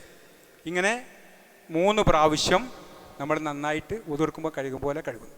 തുടർന്ന് ഈ കൈ ഇങ്ങനെ താഴത്തേക്ക് തന്നെ വെക്കണം. എന്നിട്ട് എന്ത് ചെയ്യുന്നു? നേരത്തെ ചെയ്തതുപോലെ വായിലേക്ക് എന്ത് ചെയ്യുന്നു? ഇങ്ങനെ വെള്ളം ഒഴിക്കുന്നു. എന്നിട്ടൊന്ന് തുപ്പിച്ച് കളയുന്നു. വീണ്ടും 2ാം പ്രാവശ്യം വായിലേക്ക് വെള്ളം ഒഴിക്കുന്നു, തുപ്പിച്ച് കളയുന്നു. 3ാം പ്രാവശ്യം എന്ത് ചെയ്യുന്നു? വായിലേക്ക് വെള്ളം ഒഴിക്കുന്നു. അങ്ങനെ 3 വട്ടം വായിൽ കുപ്പിളിച്ചു മൂക്കിൻ്റെ ഉള്ളൊക്കെ ഒന്ന് വൃത്തിയാക്കി കൊടുക്കുക. മനസ്സിലായില്ലേ? പിന്നെന്ത് ചെയ്യുക? 2 കൈയിലും വെള്ളം എടുത്തിട്ട് മുഖം മൊത്തം ഇങ്ങനെ താടിയൊക്കെ ചിക്കറുത്ത് കഴുകണം. അപ്പോൾ ഏതെങ്കിലും ഭർത്താക്കന്മാർക്കോ മക്കൾക്കോ താടി ഇല്ലെങ്കിൽ മയ്യത്തൊളിപ്പിക്കുമ്പോൾ എന്ത് വേണം? ഓരോ മുഖത്ത് താടി ഉണ്ടാവണം. അതുകൊണ്ട് കേട്ട നിങ്ങളെ ബാധ്യതയാണ്. നിങ്ങളെ മക്കൾക്കും നിങ്ങളെ ഭർത്താവിനും എന്ത് വരണം? നിങ്ങളെ വാപ്പക്കും എന്ത് വരണം? താടി ഉണ്ടാവണം കേട്ടോ. താടി മയ്യത്തൊളിപ്പിക്കുമ്പോൾ പോലും എന്ത് പറഞ്ഞാണ്? ചിക്കറുത്ത് കഴുകണമെന്ന് പ്രത്യേകം പറഞ്ഞു കേട്ടോ. മനസ്സിലായില്ലേ? അത്രയും ഞാൻ പറയുള്ളൂ. അപ്പോൾ മുഖം കഴുകുമ്പോൾ താടിയോട് ചിക്കറുത്ത് കഴുകണമെന്ന് പ്രത്യേകം ഹദീസിന് എന്ന് പോയിട്ട് പറഞ്ഞു. താടി കിട്ടിയോളി മനുഷ്യന്ന് പറഞ്ഞോളൂ കേട്ടോ. അങ്ങനെ മയ്യത്തൊളിപ്പിക്കുമ്പോൾ അതിൻ്റെ മുഖത്ത് താടി ഉണ്ടാണെന്ന് പറഞ്ഞു. ശരി. അപ്പോൾ അങ്ങനെ താടിയൊക്കെ ചിക്കറുത്ത് കഴുകുന്നു. തുടർന്ന് എന്ത് ചെയ്യുന്നു? താടി ഇത്ര പോരട്ടോ വെക്കറോ, കുറച്ചുകൂടി നിങ്ങളോ. അപ്പോൾ പിന്നെ താടി വിടാനാ പറഞ്ഞു. ഓക്കെ, മീശ വെട്ടാനാ പറഞ്ഞു. ശരി. എന്നിട്ട് എന്ത് ചെയ്യുന്നു? അപ്പം മുഖം 3 വട്ടം കഴുകുന്നു. തുടർന്ന് മുട്ട് ഉൾപ്പെടെ എന്ത് ചെയ്യുന്നു? മുട്ടുൾപ്പെടെ 3 പ്രാവശ്യം വലത്തെ കൈ ആദ്യം കഴുകുക. മനസ്സിലായില്ലേ? വലത് കൈ ആദ്യം കഴുകുന്നു. തുടർന്ന് ഇടത്തെ കൈയും അതേപോലെ എന്ത് ചെയ്യുന്നു? ഇങ്ങനെ മുട്ടുൾപ്പെടെ 3 പ്രാവശ്യം കഴുകും കേട്ടോ. തുടർന്ന് എന്ത് ചെയ്യുന്നു? നമ്മൾ തല അവിടെ ഇങ്ങനെ അല്ല, തലയും ചെവിയും റസൂലുള്ളാഹി സ്വല്ലല്ലാഹു അലൈഹി വസല്ലം ഒരൊറ്റ പ്രാവശ്യത്തിൽ. തല എന്ന് പറഞ്ഞാൽ നമ്മുടെ മുടി പൊളക്കുന്ന ഭാഗം മൊത്തം എന്ന് പറഞ്ഞാൽ ഇവിടുന്ന് തുടങ്ങിയാൽ അതിങ്ങനെ കൊണ്ടുപോയിട്ട് എന്ത് ചെയ്യുക? ഈ ഭാഗത്ത് വരിക, തിരിച്ചെന്ത് ചെയ്യുക? അങ്ങനെ ഇങ്ങോട്ടും കൊണ്ടുവരിക. അപ്പോൾ ഒരു പ്രാവശ്യം.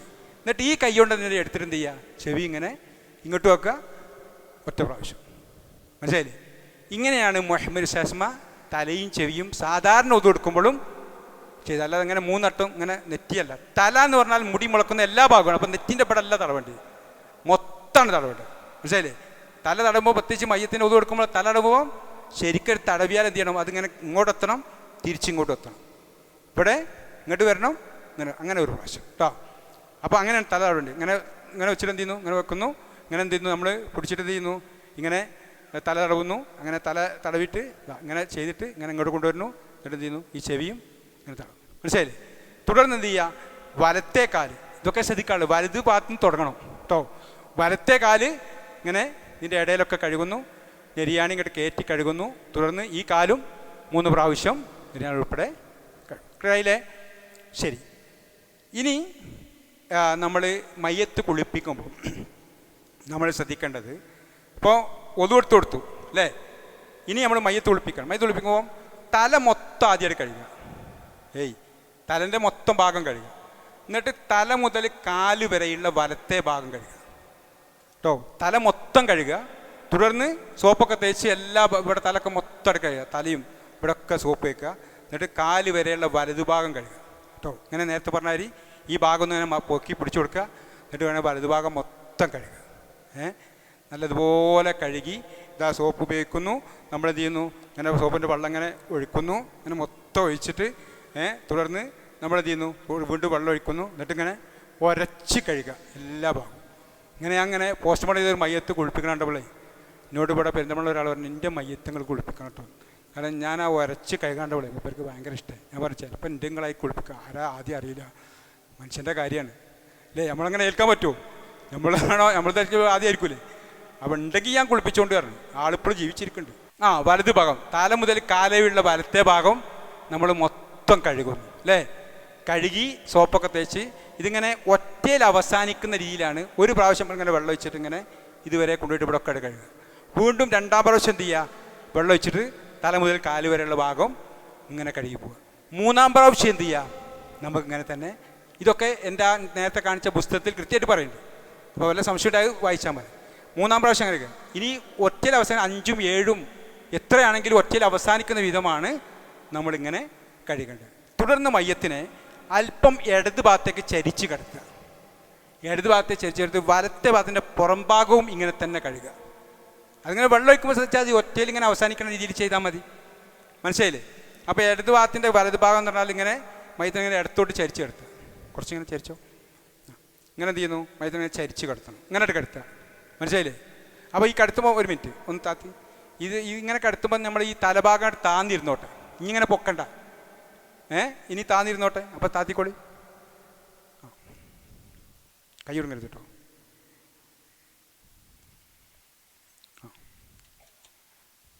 എന്നിട്ട് എന്ത് ചെയ്യുക, എന്നിട്ട് നമ്മൾ ഈ ഭാഗം കഴിയുമ്പോൾ സൗകര്യം. എന്നിട്ട് മയ്യത്തിനെ ഇങ്ങനെ ചരിച്ചെടുത്തുക. ചരിച്ചോ. ഇങ്ങനെ ചെരിഞ്ഞ് നിന്നോട്ടെ നല്ലോണം. ഇങ്ങനെ ചരിഞ്ഞ് നിൽക്കുമ്പോൾ ചിലപ്പോൾ നേരത്തെ ആക്സിഡൻ്റൊക്കെ വന്നിട്ടുണ്ടെങ്കിൽ മൂക്കുന്നു ഇതിനൊക്കെ ബ്ലഡ് വരും ചിലപ്പോൾ കേട്ടോ. നേരത്തെ പറഞ്ഞ അങ്ങനത്തെ ബ്ലഡ് വരാൻ സാധ്യത, അത് വന്നോട്ടെ. അങ്ങനെ ഇവിടെ നമ്മൾ മൊത്തം കഴുകുന്നു. ഇത് വലതുഭാഗത്തിൻ്റെ ഭാഗം മൊത്തം വീണ്ടും ഒറ്റയിൽ അവസാനിക്കുന്ന വിധം കഴുകുന്നു. തുടർന്ന് എന്ത് ചെയ്യുന്നു, മറ്റേ അതേപോലെ ഇങ്ങനെ കിടത്തുന്നു. ഇങ്ങനെ നേരെ കിടന്ന് തിരിച്ചെടുത്തു. എന്നിട്ട് ഈ ഒറ്റയിൽ അവസാനിക്കുന്ന വിധം മയ്യത്തിൻ്റെ വലതു ഭാഗവും കഴിഞ്ഞ് ഇടതു ഭാഗവും എന്ത് ചെയ്യുന്നു, നമ്മളിങ്ങനെ കഴുകുന്നു. ഇടതു ഭാഗം ഇങ്ങനെ എല്ലാ ഭാഗവും ഭംഗിയായി കഴുകുന്നു. മനസ്സിലായില്ലേ? അങ്ങനെ ഇതേപോലെ ഈ ഒറ്റയിൽ അവസാനിക്കുന്ന വിധം സോപ്പൊക്കെ തേച്ച് കഴുകുന്നു, നമ്മൾ വൃത്തിയാക്കുന്നു. തുടർന്ന് എന്ത് ചെയ്യുന്നു, ഒരു 3 പ്രാവശ്യം കഴിക്കാൻ തന്നെ വൃത്തിയാവും. തുടർന്ന് മയ്യത്തിനെ വലത്തോട്ട് ചരിച്ച് കിടത്തുന്നു. വലത്തോട്ട് ചരിച്ച് കിടത്തുന്നു. എന്നിട്ട് ചരിച്ച് കിടത്തിയിട്ട് ഈ ഇടം ഭാഗത്തിൻ്റെ പുറം ഭാഗം ഇങ്ങനെ സോപ്പൊക്കെ ശരിക്കും ഇങ്ങനെ വരക്കുക. നല്ലോണം ഉരച്ചെടുക്കരുത്, ശരിക്കടെ കഴുകുക. ഇങ്ങനെ കഴുകുക കേട്ടോ. നിങ്ങൾക്ക് കാണാൻ ഈ ഭാഗമായതുകൊണ്ടാണ് അങ്ങനെ കാണിച്ചത്. അങ്ങനെ ശരിക്ക് കഴുകിയിട്ട് വെള്ളം ഒഴിക്കുന്നു. അങ്ങനെ എന്ത് ചെയ്യുന്നു, നമ്മൾ കഴുകുന്നു കേട്ടോ. അങ്ങനെ ഞാൻ എന്ത് ചെയ്ത് അങ്ങനെ ഉരച്ച് നല്ലോണം വൃത്തിയിൽ കഴുകണം. പിന്നെ അവിടെ ശ്രദ്ധിക്കാനുള്ളൊരു കാര്യം, പലപ്പോഴും എന്തുണ്ടാവും, ആശുപത്രിയിലൊക്കെ കൊണ്ടുവരുന്ന രോഗിക്ക് ഈ ഇവിടെ പ്ലാസ്റ്ററും ഗ്ലൂക്കോസ് കയറ്റിയ ഇതുണ്ടാവില്ലേ. ഇപ്പോൾ കഴിഞ്ഞ ആഴ്ച ഒരു മയ്യത്ത് പെരുന്തൽമണ്ണ കുളിപ്പിക്കുമ്പോൾ എന്നെ വിളിച്ചു ചോദിച്ചു, ഇവിടെ ഒരു ഇതുണ്ട്, എന്താ ചെയ്യേണ്ടത്, എടുക്കണോ? എന്നാൽ ഇവർ ഗ്ലൂക്കോസ് കയറ്റിയതിന് ശേഷം അവിടെ ഒട്ടിച്ച പ്ലാസ്റ്റർ ഉണ്ട്. അപ്പം ഞാൻ പറഞ്ഞു അതെടുക്കണം. അതെടുത്തിട്ട് എടുത്താൽ മാത്രം പോരാ, അവിടെ കുറച്ച് നമ്മൾ ഈ ചക്കൻ്റെ ഒക്കെ വിളഞ്ഞില്ലേ, ഇതേപോലത്തെ ഒരു വിളഞ്ഞ പോലത്തെ ഒരു കറ അവിടെ ഉണ്ടാവും. അവിടെ വെള്ളം ചേരൂല. അപ്പോൾ എന്ത് ചെയ്യണം, അവിടെ കുറച്ച് വെളിച്ചെണ്ണ അവിടെ തേച്ച് കൊടുക്കുക. അപ്പോൾ ഇതോടെ പോയിക്കോളൂ. അങ്ങനെ ചെയ്യിച്ചു ഞാനിപ്പോൾ കഴിഞ്ഞ ആഴ്ച. മനസ്സിലായില്ലേ? ഒരു ഉമ്മൻ്റെ മയ്യത്തുള്ളൂ, അള്ളാഹു മഗ്ഫിറത്ത് കൊടുക്കും. നമ്മളെ ആദം എന്ന് പറഞ്ഞ അവരുടെ മയ്യത്തുള്ളിപ്പിക്കുമ്പോൾ ഞാൻ പുറത്തിരിക്കുന്നുണ്ട്, അവർക്ക് വേണ്ട പറഞ്ഞു കൊടുക്കാൻ വേണ്ടി. അപ്പോൾ ഒരു ചോദിച്ചു, ഇങ്ങനെ എന്താ ചെയ്യേണ്ടത്? ആദം വന്ന് ചോദിച്ചു. പറഞ്ഞാൽ അത് പറിച്ച് കളഞ്ഞ് വെളിച്ചെണ്ണ തേച്ച് റെഡിയാക്കാൻ പറഞ്ഞു. അള്ളാഹു ആ മഹദിക്ക് മഗ്ഫിറത്തും മറത്തും കൊടുക്കുക. ഞാൻ പറഞ്ഞത് ഇങ്ങനെയാണ്. നമ്മൾ ഏതാണെങ്കിലും ഇങ്ങനെ ചെയ്യേണ്ടതൊക്കെ അങ്ങനെ പ്ലാസ്റ്റർ കണ്ടാൽ അത് നമ്മൾ പറിച്ച് കളയാനും അവിടെ വൃത്തിയാക്കാനും അവിടെ ഈ കറ ഇല്ലാതിരിക്കാനും വിളഞ്ഞില്ലാതിരിക്കാൻ അവിടെ വെളിച്ചെണ്ണൊക്കെ തേച്ച് വൃത്തിയാക്കാനും കൂടി ശ്രദ്ധിക്കണം. ക്ലിയറല്ലോ? ശരി. അപ്പോൾ ഇങ്ങനെ വലതുഭാഗവും കഴിഞ്ഞ് ഇടതുഭാഗവും നമ്മൾ എന്ത് ചെയ്തു, മൊത്തം ഒറ്റയിൽ അവസാനിക്കുന്ന വിധം കഴുകി. തുടർന്ന് എന്ത് ചെയ്യുക, തുടർന്ന് നമ്മൾ സാധാരണ ചെയ്യാറുള്ളത് പോലെ നമ്മൾ മയ്യത്തിന് എന്ത് ചെയ്യുന്നു, മയ്യത്തിന് നമ്മൾ കർപ്പൂരം കലർത്തിയ വെള്ളം അത് ഇതിലുണ്ടാവും. ഇത് നമ്മൾ ഇങ്ങനെ ഈ ബക്കറ്റിലേക്ക് നമ്മൾ ഇങ്ങനെ ബക്കറ്റിലോ കുടത്തിലോ, കുടന്നും പാനിന്നൊക്കെ പറയും അല്ലേ, അപ്പോൾ ആ കുടത്തിലേക്ക് ഇങ്ങനെ പൊടിച്ചിടുക കേട്ടോ. ഇനി ഇതൊന്നായിട്ട് പൊടിച്ചിട്ട് 3 കുടത്തിലേക്ക് ഇട്ടാലും മതി. ഇങ്ങനെ പൊടിച്ചിട്ട് ഇതാ ഇങ്ങനെ ഇങ്ങനെ പൊടിച്ചാൽ പൊടി ഇത് ഇങ്ങനെ ഇട്ടാൽ മതി. മനസ്സിലായില്ലേ? ഇതാ ഇങ്ങനെ പൊടിച്ച് 3 കുടത്തിലേക്ക് ഇടുന്നു. എന്നിട്ട് ആ 3 കുടം നിറഞ്ഞിരിക്കുകയാണ്. 3 കുടം അങ്ങനെ 3 കുടത്തിലേക്ക് കണക്കാക്കിയിടുന്നു. അപ്പോൾ ഈ കർപ്പൂരം കലർത്തിയ വെള്ളം അവസാനം ഒറ്റയിൽ അവസാനിക്കും. ഇത് ഒഴിക്കുക. ഒറ്റയിൽ അവസാനിക്കുക എന്ന് പറഞ്ഞാൽ ഇങ്ങനെ തുടങ്ങിയാൽ ഇങ്ങനെ തുടങ്ങി ഇങ്ങനെ കൊണ്ടുപോയാൽ ഇങ്ങനെ കൊണ്ടുപോകാം. എന്നിട്ട് ഇവിടെ തീർന്നില്ല പിന്നെ അവിടെ ഇങ്ങോട്ട് കൊണ്ടുവരരുത്. ഇവിടെ തീർക്കണത് അപ്പോഴേ ഒറ്റയിൽ അവസാനിക്കുള്ളൂ. മനസ്സിലായില്ലേ? ഇനി കുറച്ചുകൂടി ഇന്ത്യയിൽ ഇങ്ങോട്ട് കൊണ്ടുവന്നാൽ എണ്ണം തെറ്റും, സുന്നത്ത് പോവും. അപ്പോൾ മനസ്സിലായില്ലേ? ഇവിടെ തീർന്നോട്ടെ, അവിടെ പിടിച്ചാൽ തീരൂലേ? അപ്പോൾ ഇങ്ങനെ കൊണ്ടുവന്നിട്ട് എന്ത് ചെയ്യുക? ഇതിങ്ങനെ നമ്മൾ ഇങ്ങനെ ഒഴിക്കുന്നു. തീർത്തും ഇങ്ങനെ ഒഴിച്ച് ഇവിടെ എത്തിയാൽ ഇങ്ങനെ പിടിച്ചിട്ട് തീർക്കുക. കുറച്ച് ബാലൻസ് നോട്ടെ, തികയാതിരിക്കണ്ട. അത് ഇവിടെ തീർന്നിടണോ, ഒറ്റയിൽ അവസാനിക്കണം. ഇങ്ങനെ എന്ത് ചെയ്യുന്നു? 3 പ്രാവശ്യം നമ്മളിങ്ങനെ അവസാനം ഇങ്ങനെ കൊണ്ടുവന്ന് ഒറ്റയിൽ അവസാനിക്കും. ഇത് 3 പ്രാവശ്യം കഴിയുന്നു. ക്ലിയറല്ലോ? അപ്പോൾ നമ്മൾ മയ്യത്ത് കുളിപ്പിക്കൽ കഴിഞ്ഞു. ഓക്കെ. ഇനി മയ്യത്ത് നമ്മൾ ചെയ്യേണ്ടത് തുടച്ച് വൃത്തിയാക്കുക എന്നുള്ള. നല്ല തുണി കൊണ്ട് എന്ത് ചെയ്യുക? കൃത്യമായിട്ട് തുടക്കുക. എല്ലാ ഭാഗവും തുടച്ച് വൃത്തിയാക്കുക. അപ്പോൾ വൃത്തിയാക്കുമ്പോൾ നമ്മൾ പുതിയ തുണിയും തോർത്തും, നമ്മളെ നനഞ്ഞ തോർത്താണെങ്കിൽ എന്ത് ചെയ്യുക? അടുത്ത തോർത്തെടുക്കും. അപ്പോൾ ആ തോർത്ത് നമ്മൾ നല്ലോണം തുടച്ചിട്ട് വീണ്ടും നനയാണെങ്കിൽ ആ തോർത്ത് എന്ത് ചെയ്യുക? അതിങ്ങനെ ബക്കറ്റിലിട്ട് നമ്മൾ മുക്കുന്നു. എന്നിട്ട് പിഴിയുന്നു. നല്ലോണം പിഴിഞ്ഞിട്ട് വീണ്ടും ചെയ്യുന്നു, തുടക്കുന്നു. അപ്പോൾ തുടക്കുമ്പോൾ തലൊക്കെ മൊത്തം തോത്തി, നിങ്ങളെ മുടിയൊക്കെ നിങ്ങളെ ചെയ്യുന്നത് പോലൊക്കെ ചെയ്ത് വൃത്തിയായിട്ട് തോത്തി കൊടുക്കുക. ആണുങ്ങളാണെങ്കിൽ, ഭർത്താവാണെങ്കിൽ ഇങ്ങനെ എന്ത് ചെയ്യുക? ഈ തടിയും മുടിയൊക്കെ തുടക്കുക. ഇവിടെയൊക്കെ മൊത്തം നമ്മൾ ഒപ്പി തുടക്കുന്നു. കൂടുതൽ നനയുമ്പം വീണ്ടും ചെയ്യുന്നു. അപ്പോൾ ആ തുടക്കണ കൂടുതൽ എന്ത് ചെയ്യുക? നമ്മൾ ഇവിടെയൊക്കെ തുടക്കുമ്പം, ഈ ഭാഗം തുടക്കുമ്പോൾ കൂടെ തന്നെ ഒരാൾ എന്ത് ചെയ്യുക? ഈ സ്ട്രെച്ചർമേലും വെള്ളം ഉണ്ടാവും. അപ്പോൾ അതും തുടക്കുക. ഇവിടെ തുടക്കുമ്പം ഇവിടെ അല്ലെങ്കിൽ വെച്ച പിന്നെയും വെള്ളമാവും. അതിന് മയത്തിൻ്റെ കഫവിടുമ്പോൾ വെള്ളമാവും. അതില്ലാതിരിക്കാൻ തുടക്കണ കൂടുതൽ സ്ട്രെച്ചറിൻ്റെ ഇത് എന്ത് ചെയ്യണം? ഈ ഭാഗവും ഇതും വൃത്തിയായി തുടക്കുക. വേറെ തുണിയോട് തുടച്ചാൽ മതി. ഇവിടെ തുടക്കണ തുണിയോട് ആവണമെന്നില്ല, വേറെ തുണിയോട് തുറച്ച് വൃത്തിയാക്കുക. മനസ്സിലായില്ലേ? അപ്പം ഇങ്ങനെ ചെയ്താൽ ഈ മൊത്തം ആൾ നനഞ്ഞതൊക്കെ പോയി ഒരു ഉണങ്ങിയ രൂപത്തിൽ തുടച്ചെടുത്തു. തുടർന്ന് സ്ത്രീകളാണെങ്കിൽ മുടി എന്ത് ചെയ്യുക? 3 മുടയുക. സാധാരണ നമ്മൾ മുടിയില്ലേ, ഒരു മുടി നിങ്ങൾ സാധാരണ മുടയുന്ന രീതി തന്നെ ഇങ്ങനെ 3 മുടയാ. ഇങ്ങനെയാണെങ്കിൽ, ഇങ്ങനെയാണ് മുടിയെങ്കിൽ അടുത്ത തോർത്ത് ഇങ്ങനെ 3 മുട പറഞ്ഞാൽ 3 ഇതായിട്ടല്ല, ഇങ്ങനെ 3 എണ്ണാക്കുക. എന്നിട്ട് ഇങ്ങനെ മുടയാ. മനസ്സിലായില്ലേ? ഇങ്ങനെ 3 ക്ലിയർ ആയല്ലോ? ഇത്ര കണ്ടവരെ ക്ലിയർ അല്ലേ? ഇങ്ങനെ എന്ത് ചെയ്യുന്നു? 3 നിങ്ങൾ മുടി മുടഞ്ഞു വെക്കും. സ്ത്രീകളാണ്. ആണുങ്ങളാണെങ്കിൽ എന്ത് ചെയ്യുക? മുടി ചീകി വെക്കുന്നു. മുടി ചീകി വെക്കുക. താടിയും മുടിയൊക്കെ ചീകി വെക്കുക കേട്ടോ. പെണ്ണുങ്ങൾക്ക് മുടി 3 മുടയുന്നു, ആണുങ്ങളത് ചീകി വെക്കുക. പിന്നെ ആണുങ്ങൾക്ക് പ്രത്യേകിച്ച് എന്ത് ചെയ്യുക? അത്തറ് പോലത്തെ കൈമൽ ഉപയോഗിക്കുക കേട്ടോ. എന്നിട്ട് മയ്യത്തിന് നമ്മൾ കഫൻ ചെയ്യുക. കഫൻ ചെയ്യുമ്പോഴാണ് നേരത്തെ കണ്ട കുന്തിരികല്ലേ, ആ കുന്തിരിക, രണ്ടും കുന്തിരിക തന്നെ. അപ്പം പിന്നെ ഈ കുന്തിരികം എന്ത് ചെയ്യുന്നു? കുന്തിരികം നമ്മൾ അത് ഒരു വലിയ ഇടങ്ങാറാവരുത്. ചട്ടിയെടുക്കാൻ പറ്റുമോ? ഒരു ചകരിൻ്റെ പൊളിയില്ലേ, അതിൽ കുറച്ച് തീയായിട്ട് വന്നാൽ വേഗം കാണിച്ചു തരാം, വേഗം കൊണ്ടുവരികയാണ്. അപ്പോൾ എന്ത് ചെയ്യുന്നു? ഇത് നമ്മൾ ഈ ചില സ്ഥലത്ത് എന്നാൽ എന്തത് മരിച്ചു കൊടുത്തുന്ന ഒരു മണം എന്ന് പറയില്ലേ, അതുണ്ടാകുന്ന രൂപത്തിലല്ല ഇത് ചെയ്യേണ്ടത്. ഇതെന്ത് ചെയ്യും? ആളുകൾ വെറുതെ ഇത് നമ്മൾ ഈ കഫം പുടവ ഒന്ന് പുകയിക്കുക എന്നുള്ളതാണ്. കഫം പുടക ഒന്ന് പുകയിക്കുന്നത് നല്ലതാണ്. അത്ര ഇതിലുള്ള ഈ കുന്തിരിക എന്നുള്ള അതിനാണ്. അപ്പോൾ ഇതെന്ത് ചെയ്യുന്നു? നമ്മൾ ഒരു ചകരിയിലോ ഒരു തീക്കണലുള്ള ചകരിയിൽ ഒരു ചിരട്ട പണ വെച്ചാൽ, അല്ലെങ്കിൽ ഒരു കണൽ കോരിയിട്ടാൽ മതി, കുറച്ച് കണൽ. ആ കണലിട്ടിട്ട് അതിലേക്ക് ഇതായിട്ടാൽ ഇത് ഭയങ്കര പുകയായിരിക്കും.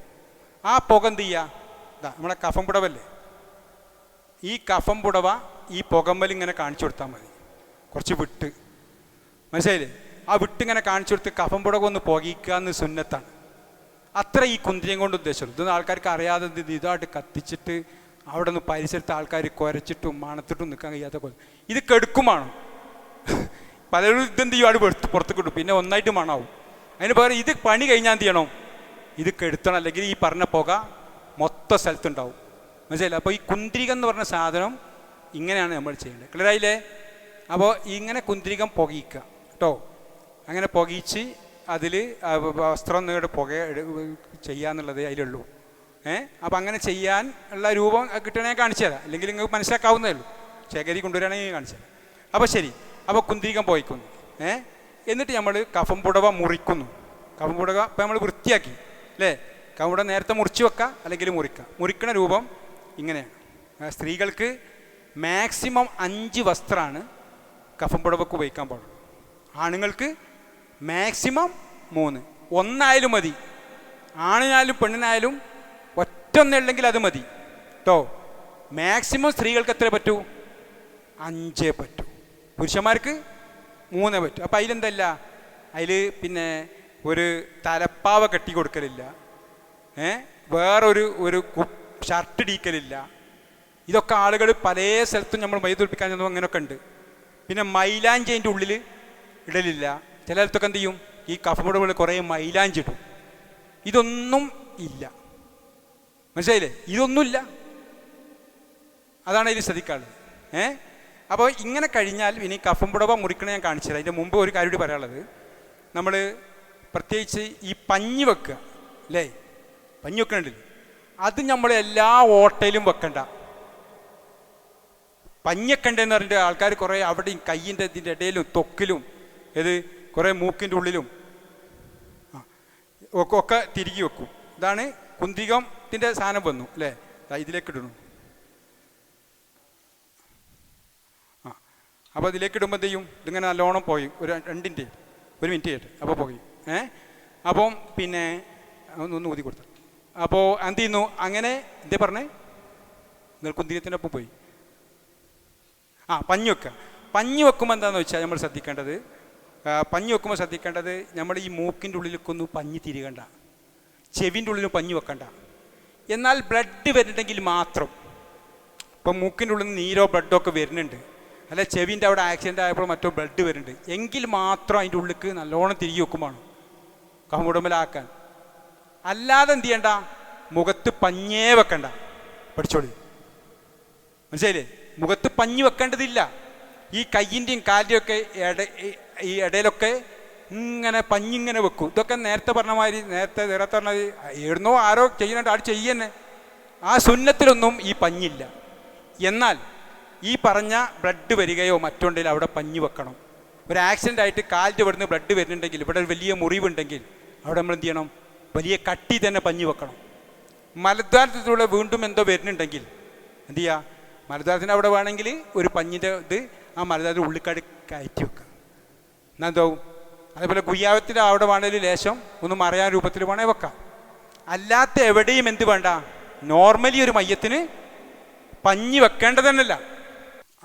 പഞ്ഞി ആവശ്യമുണ്ടെങ്കിൽ മാത്രം വെച്ചാൽ മതി. പിന്നെ നേരത്തെ പറഞ്ഞ പോസ്റ്റ്മോർട്ടം ചെയ്ത മയ്യത്താണെങ്കിൽ എന്ത് ചെയ്യും, ആ മയ്യത്തിന് നമ്മൾ പഞ്ഞി വെക്കേണ്ട രൂപമുണ്ട്. ആ മയ്യത്തിന് പഞ്ഞി വെക്കേണ്ട എങ്ങനെ അറിയങ്ങൾ കാണിച്ചു തരാം. ഈ പോസ്റ്റ്മോർട്ടം ചെയ്ത മയ്യത്താണെങ്കിൽ നേരത്തെ പറഞ്ഞ ഇവിടെ നിന്നാണ് ബ്ലഡ് വരിക. ഏത്? ഇവിടുന്ന്. അപ്പോൾ ഇവിടുന്ന് ബ്ലഡ് വരുന്നതിനോണ്ട് ഇങ്ങനെ ഒരു കട്ടിയിലൊരു പഞ്ഞി എന്ത് ചെയ്യുക, ഇങ്ങനെ കട്ടി തന്നെ വെക്കുക, ഇത്ര കട്ടി വെക്കുക. അപ്പോൾ ബ്ലഡ് ഇതിലാടെ നിന്നോളും. അപ്പോൾ എന്ത് ചെയ്യുക, ഈ തല ഇങ്ങനെ പൊക്കിയിട്ട് ഈ ഭാഗത്ത് ഇങ്ങനെ കട്ടിയിൽ നമ്മളൊരു ഓപ്പറേഷൻ ചെയ്ത ആളെ, തല ഓപ്പറേഷൻ ചെയ്ത ആളെ വരെ ഇങ്ങനെ വെക്കുക. മനസ്സിലായില്ലേ? ഇങ്ങനെ വെച്ചാൽ കഫം പുടമ്പലേക്ക് ബ്ലഡ് വരില്ല, കഫം പുടമ്പലേക്ക് ബ്ലഡ് വരില്ല. അപ്പോൾ ഇങ്ങനെ ഈ രീതിയിൽ എന്ത് ചെയ്യുക, അവിടെ നല്ലൊരു പഞ്ഞി വെക്കുക. മനസ്സിലായില്ലേ? എന്നിട്ട് നമ്മൾ കഫം ചെയ്യുമ്പോൾ പഞ്ഞി ബ്ലഡ് വരെ. പിന്നെ നേരത്തെ പറഞ്ഞ ആക്സിഡൻ്റ് ആയിട്ട് ഇപ്പോൾ കൈമേലൊരു മുറിയുണ്ട്, അവിടെ എന്ത് ചെയ്യുക, ഇങ്ങനത്തെ ഒരു പഞ്ഞിൻ്റെ കഷ്ണം എടുത്തിട്ട് ഇങ്ങനെ മുറിച്ചിട്ട് ഇങ്ങനെ വെച്ച് കൊടുക്കുക. ഇങ്ങനത്തെ ഒരു കഷ്ണം എടുക്കുക. എന്നിട്ട് ഒരു മുറി ഉണ്ടെങ്കിൽ അവിടെ ഇങ്ങനെ വെച്ച് കൊടുക്കുക. മനസ്സിലായില്ലേ? ഇങ്ങനെ വെച്ചിട്ട് കഫം ചെയ്യുക. അവിടെ ഒരു മുറി ഉണ്ടെങ്കിൽ ആക്സിഡൻ്റ് കാലിനോ കൈക്കോ ഉണ്ടെങ്കിൽ.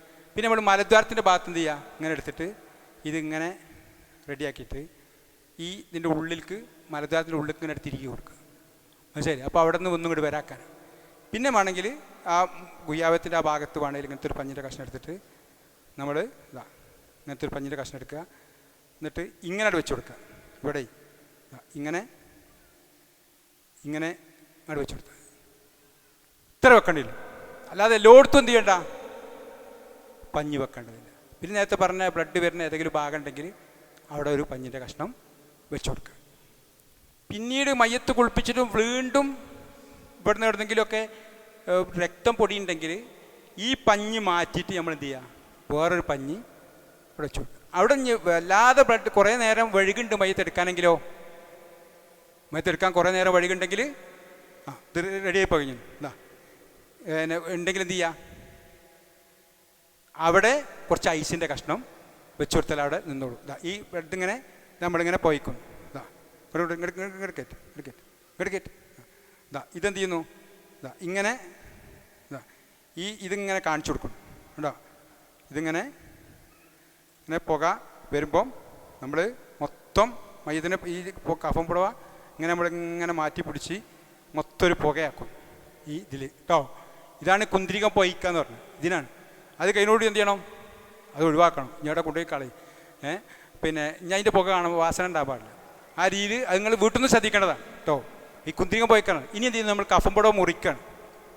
കഫം പുടവ മുറിക്കുന്നു. കഫം പുടവ മുറിക്കുമ്പം ഇതാ 3 ഇതായിട്ട്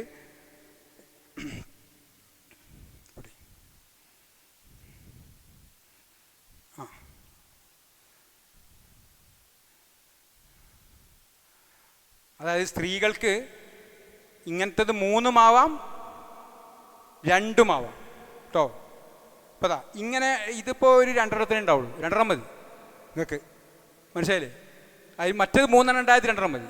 അതായത് സാധാരണ നിങ്ങൾ എന്ത് ചെയ്യും, ഇങ്ങനത്തെ 2 ഇത് 3 എത്തൂല ഇയാൾക്ക്, അതുകൊണ്ട് 2. അപ്പോൾ നമ്മളിങ്ങനെ പിടിച്ചു നോക്കി അറിയാം എത്തൂലെന്ന്. 2 ഉണ്ടാവുള്ളൂ. അപ്പോൾ എന്ത് ചെയ്യുന്നു, നമ്മൾ 2 ഇത് അവിടെ മുറിക്കുന്നു, ഇവിടെ മുറിക്കുന്നു. 3 മുറിക്കലെങ്ങനെ, 3 മുറിക്കലെങ്ങനെ, കേട്ടോളിച്ചോ പിടിച്ചേ. ഇതെന്ത് ചെയ്യുന്നു, ഇങ്ങനെ പിടിക്കുന്നു, പിടിച്ചേ. എന്നിട്ട് എന്ത് ചെയ്യുന്നു, ആ കത്തി വെച്ച പോലെ ഇവിടെയും കത്തി വെക്കുന്നു. അപ്പോൾ 3 ആയിക്കോട്ടു. അത് ഇങ്ങോട്ട് പിടിച്ചു, ഇങ്ങോട്ട് പിടിച്ചതാ. എന്നിട്ടാ ഒരു മിനിറ്റ്, ഇതോടി നടുപടി, ഇവിടെ നടു ഇതിനെ നടുപടി, അവിടെ കുട്ടി പിടി. ഇങ്ങനെ ആകുമ്പോൾ എന്ത് ചെയ്യുന്നു, 3 ആവുന്നു. അപ്പോൾ ഇവിടെയും കട്ട് ചെയ്യുന്നു, അവിടെയും കട്ട് ചെയ്യുന്നു. അപ്പോൾ 3 ആവും. അതിലൊരു തുണി കുറച്ച് നീട്ടി മുറിക്കണം, മനസ്സിലായില്ലേ? അപ്പോൾ ഇത് മുറിച്ചപ്പം ഇതാ ഒരു തുണി നീളം ഉണ്ടാവും, നോക്കിക്കോളി. ഒരു തുണി, ഏറ്റവും വലിയ തുണി അടി വെക്കണം കേട്ടോ. ഒരു തുണി, ഇതിൽ ഒരു തുണി കുറച്ച് വലിപ്പമുള്ള ഉണ്ടാവും. അപ്പോൾ കുറച്ച് വലിപ്പത്തിൽ മുറിക്കുക, എന്നിട്ട് അടി വെക്കുക. കീറിക്കോ അത് കീറിക്കോളും. മനസ്സിലായില്ലേ? ഇങ്ങനെ മുറിക്കുന്നു. എന്നിട്ട് എന്ത് ചെയ്യുന്നു, നമ്മൾ ഇതിൻ്റെ കരമെന്ന് ഒരു ഭാഗം എന്ത് ചെയ്യുന്നു, കട്ട് ചെയ്യണ്ട. കരമെന്ന് ഈ കരല്ലേ, നമ്മൾ ഇത് കെട്ടാനുള്ള ഒരു കര ഇങ്ങനെ എടുക്കണം. വലിച്ചു ഇങ്ങനെ ഒരു കര നമുക്ക് എന്തിനാണ്, നമ്മൾ ഇത് കെട്ടാൻ. അതെന്ത് ചെയ്യുക, ഇങ്ങനെ നടുവിൽ ഏകദേശം നമ്മളൊരാളൊരു അളവിനനുസരിച്ച് നമ്മളൊരു അളവിനെടുത്താൽ ഇങ്ങനെ എടുത്താൽ ഇത്ര മതിയാവും. ഇത്ര എന്ത് ചെയ്യും, നമ്മൾ കട്ട് ചെയ്യുന്നു. എന്നിട്ട് ഇത് 2 കട്ട് ചെയ്യും, 2 തലമേലും കെട്ടാൻ, മനസ്സിലായില്ലേ? ഇപ്പോൾ 3 ക്ലിയർ ആയില്ലേ? ഇത് നടുവിൽ വെക്കാൻ. ഇത് ഇനിയിപ്പോൾ നടുവിൽ നമ്മൾ വെക്കാതെ ചെയ്താലും പേടിക്കാനില്ല, പിന്നെ വെക്കാൻ കഴിയുന്ന സാധനമാണ്, വലിയ സംഭവമൊന്നുമല്ല, മനസ്സിലായില്ലേ? അപ്പോൾ ഇനി നമ്മൾ കഫൻ ചെയ്യുന്ന സെഷനിലേക്ക് പോവാണ്. കഫൻ ചെയ്യുമ്പോൾ നമ്മൾ ശ്രദ്ധിക്കേണ്ടത് ഇങ്ങനത്തെ ഒരു ഇത് അടിയിൽ വെക്കുക. അപ്പോൾ ഇതൊക്കെ വൃത്തിയായി തുടച്ചു. ഇനി സ്ട്രെച്ചറിന് തന്നെ എന്ത് ചെയ്യാം, നമുക്ക് കഫൻ ചെയ്യാം. ഇപ്പോൾ ആശുപത്രിയിലേക്കാണെങ്കിൽ സ്ട്രെച്ചർമ തന്നെ ഉണ്ടാവും. അപ്പോൾ ആ സ്ട്രെച്ചറിൽ തന്നെ ഇതൊക്കെ തുടച്ച് വൃത്തിയായി ഉണങ്ങി കിടക്കല്ലേ. അപ്പോൾ എന്ത് ചെയ്യാം, നമുക്ക് ആ സ്ട്രെച്ചറിൽ തന്നെ കഫൻ ചെയ്യാം. അപ്പോൾ കഫൻ ചെയ്യുമ്പോൾ നിങ്ങൾ ഇടിക്കേണ്ടത് ഒന്ന് നിസ്കാരക്കുപ്പായം. അത് നിസ്കാരക്കുപ്പായം അല്ലേ, നിങ്ങളെ സാധാരണ നമസ്കാരക്കുപ്പായം കണ്ടില്ലേ, ഇതാണ് ഒന്നുള്ളത്. പിന്നെ ഇതാണ് മക്കന അല്ലേ. അപ്പോൾ ഈ മക്കനയും നമസ്കാരക്കുപ്പായവും. പിന്നെ നിങ്ങൾ ചിലപ്പോൾ ഒരു അടിയിലൊരു മുണ്ട് ഉടുക്കലിൻ്റെ അടിവസ്ത്രം, അങ്ങനെയാണ് ഇത് 2 പറ്റുള്ളൂ. അതല്ല ഈ അടിവസ്ത്രം ഉടുക്കണില്ലെങ്കിലോ നേരത്തെ 3 ആവാം. ക്ലിയറായോ, മനസ്സിലായില്ല? 5 പാടുള്ളൂ. അപ്പോൾ എന്നോട് ഒരു സ്ഥലത്ത് നിന്ന് വിളിച്ചു ചോദിക്കുകയാണ്, ആദ്യം മൊക്കനാണോ ആദ്യം കുപ്പായാണോ ഇടേണ്ടത്? അതിന് നിങ്ങളാ പറയേണ്ടത്. ഏതാ മക്കന അല്ലേ? സംശയമുണ്ടോ? ഇനിയിപ്പോൾ ഏതായാലും കുഴപ്പമൊന്നുമില്ല, നമ്മൾ 5 വസ്ത്രത്തിൽ കൂടാഞ്ഞാൽ മതി കേട്ടോ. ഇനി മയ്യത്ത് ഒളിപ്പിക്കുമ്പോൾ ഈ പറഞ്ഞതിലൊന്നും അങ്ങോട്ടും ഇങ്ങോട്ടോ തെറ്റി അങ്ങനെയൊക്കെ ഉണ്ടാവാമല്ലോ. എന്നാലും ഒരു പ്രശ്നമില്ല, മയ്യത്ത് മൊത്തം നനയണമെന്നേ ഉള്ളൂ. മൊത്തം മയ്യത്ത് നനഞ്ഞാൽ മതി. ഫർളതാണ്, മനസ്സിലായില്ലേ? മയ്യത്ത് മൊത്തം നനയുക എന്നതാണ് അതിൽ ഫർളുള്ളൂ, അത് വീടി. അപ്പോൾ അഥവാ നമുക്ക് കുളിപ്പിക്കണ തെറ്റിപ്പോയാൽ എന്തോ ആവുമോ, ഒരു ബേജാറായിട്ട് നിങ്ങൾ കുളിപ്പിക്കാൻ പോക്കണ്ട. എൻ്റെ തെറ്റിപ്പോ തെറ്റിയാലും പ്രശ്നമല്ല, മയ്യത്ത് മൊത്തം നനഞ്ഞാൽ മതി. മനസ്സിലായില്ലേ? അതാണ് ഫർളുള്ളൂ. അതുകൊണ്ട് ഈ മൂന്നൊക്കെ അതിൻ്റെ സുന്നത്തുകളാണ്. ഒറ്റയിട്ട് ഇതൊക്കെ കേട്ടോ, ഒറ്റ വട്ടം നനഞ്ഞാൽ തന്നെ എന്തായി, എല്ലായിടത്തും നനഞ്ഞാൽ തന്നെ ക്ലിയറായി. ക്ലിയറായല്ലോ? അപ്പം നമസ്കാര കുപ്പായം ആദ്യം നമ്മൾ എന്ത് ചെയ്യുന്നു, മക്കനിടുന്നു അല്ലേ?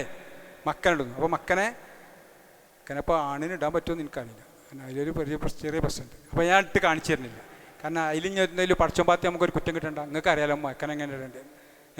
മക്കന് നിസ്കാര കുപ്പായം ഞാൻ അദ്ദേഹത്തിന് ഇടരുത്, ഇത് ആണായതുകൊണ്ട്. അത് നിങ്ങൾ ഇട്ടാൽ മതി. അത് ഞാൻ കാണിച്ചു തരണ്ടല്ലോ, അത് അത്രയേ ഉള്ളൂ. അപ്പോൾ മക്കന ഇടുന്നു. അതിൻ്റെ ശേഷം നമ്മൾ തലയിലൂടെ നമസ്കാര കുപ്പായം ഇടുന്നു, കൈ ഇങ്ങനെ നിർത്തിച്ചിട്ട് കൊടുക്കുന്നു. അങ്ങനെ മൊത്തം നമ്മൾ ഇങ്ങനെ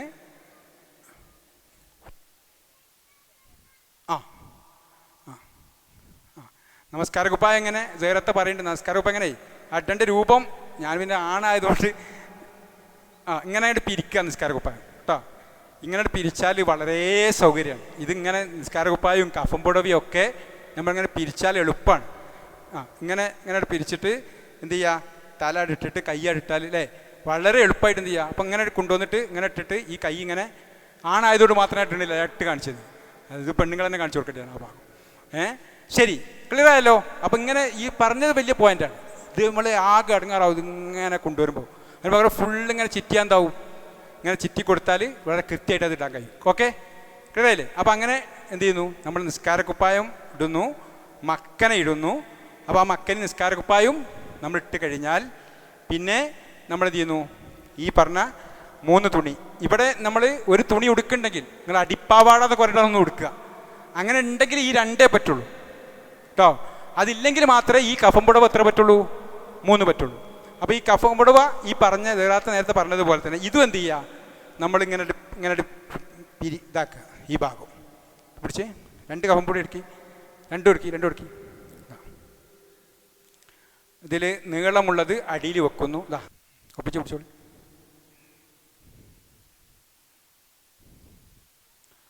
നേരെ ലെവലിൽ പിടിക്കും. ലെവലില്ല ആയിക്കോട്ടെ, കുറച്ച് നീട്ടി പിടിക്കാതെ.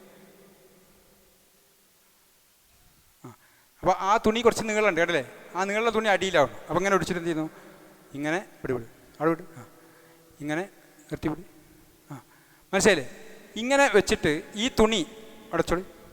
ഈ തുണിൻ്റെ ഈ ഭാഗം നേരത്തെ നിസ്കാര കുപ്പായം മടക്കിയതുപോലെ തന്നെ എന്ത് ചെയ്യുന്നു, നമ്മളിങ്ങനെ മടക്കുന്നു. ഇങ്ങനെ മടക്കണം. മനസ്സിലായില്ലേ? എന്നാൽ നമ്മൾക്ക് ഇങ്ങനെ ആളെ താങ്ങിയെടുക്കാതെ തന്നെ എന്ത് ചെയ്യുക, ഇങ്ങനെ വെച്ചാൽ ആളെ താങ്ങിയെടുക്കാതെ ഇതിങ്ങനെ തിരികെ വെച്ചാൽ ഇങ്ങനെ പിടിച്ചോ, ആളെ പിടിച്ചു, ഇങ്ങനെ മെല്ലെ ചരിക്കുക. ഈ സ്ട്രെച്ചറിപ്പോൾ ഉണങ്ങി കിടക്കുകയാണ് നമ്മൾ തുടച്ചിട്ട്. എന്നിട്ട് ഇതിങ്ങനെ നല്ലോണം അങ്ങോട്ട് കയറ്റി വെക്കും. മനസ്സിലായില്ലേ? നേരത്തെ നിസ്കാരപ്പായം കാണിച്ചെന്നില്ലേ, അതേപോലെ തന്നെ ഇതിങ്ങനെ കയറ്റി വെക്കും. എന്നിട്ട് എന്ത് ചെയ്യുന്നു, ആളെ കിടത്തുന്നു. ഇത്ര പണിയുള്ളൂ. ഇതൊക്കെ ഭയങ്കരമായിട്ട് അങ്ങോട്ട് പിടിച്ച് ഇങ്ങോട്ട് പിടിച്ച് ഇടങ്ങാറാക്കും. ഇതന്നെ നേരെ പോകുങ്ങൾ.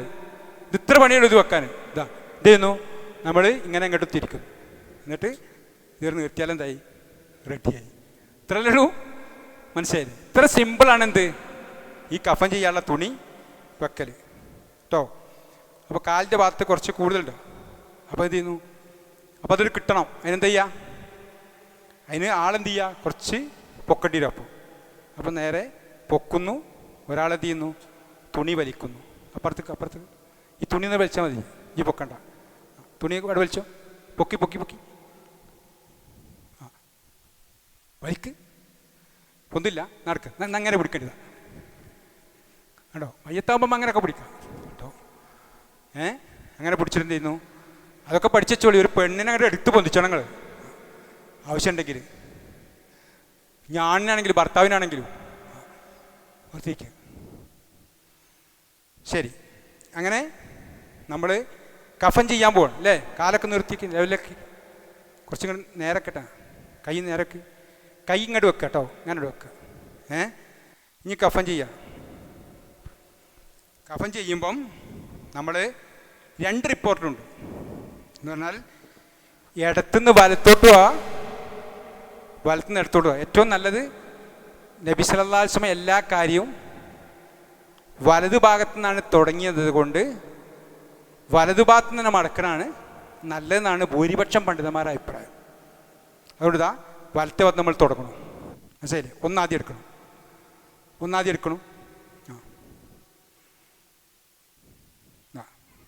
ഇങ്ങനെ വെക്കുന്നു. ഈ ഭാഗം ഇങ്ങനെ ടൈറ്റാക്കി പിടിക്കുക. ഇങ്ങനെ കൂട്ടി പിടിക്കുക. കാര്യം കൊണ്ട് അടുപ്പിച്ച് പിടിക്കുക. അങ്ങനല്ല, ഇങ്ങനെ നിൽക്കണം. ഞാൻ പിടിച്ചോ ഇപ്പോൾ പിടിക്കും. ഈ ഭാഗം നമ്മളിങ്ങനെ ഇങ്ങനെ ഇങ്ങോട്ട് ശരിക്ക് ടൈറ്റാക്കുക. എന്നിട്ട് അവിടെ പിടിച്ചോ ആ ഭാഗം. എന്നിട്ട് ആ തലമേൽക്ക് അപ്പുറത്തേക്ക്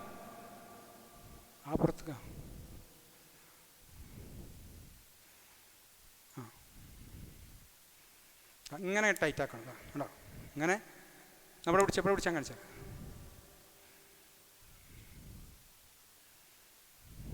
ശ്രദ്ധിക്കുക. ഒരു തടിയുള്ള പെണ്ണാണ്, അല്ലെങ്കിൽ ഒരു തടിയുള്ള ഭർത്താവാണ്, വയറൊക്കെ വലുതാണ്. അപ്പോൾ അതൊരു എത്തണില്ല, ഇവിടെ ഇങ്ങനെ എത്തുന്നില്ല കുട്ടികളി. അപ്പോൾ എന്ത് ചെയ്യും?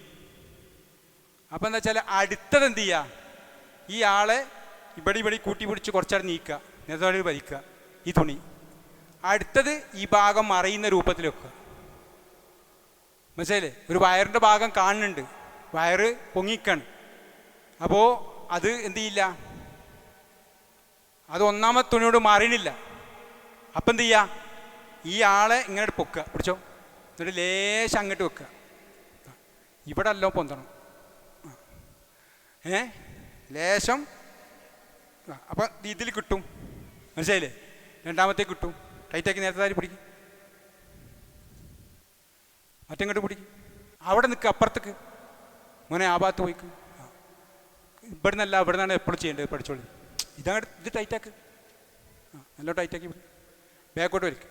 യെസ്. ഇതെടുക്ക്. നല്ല ടൈറ്റായി നിൽക്കട്ടെ.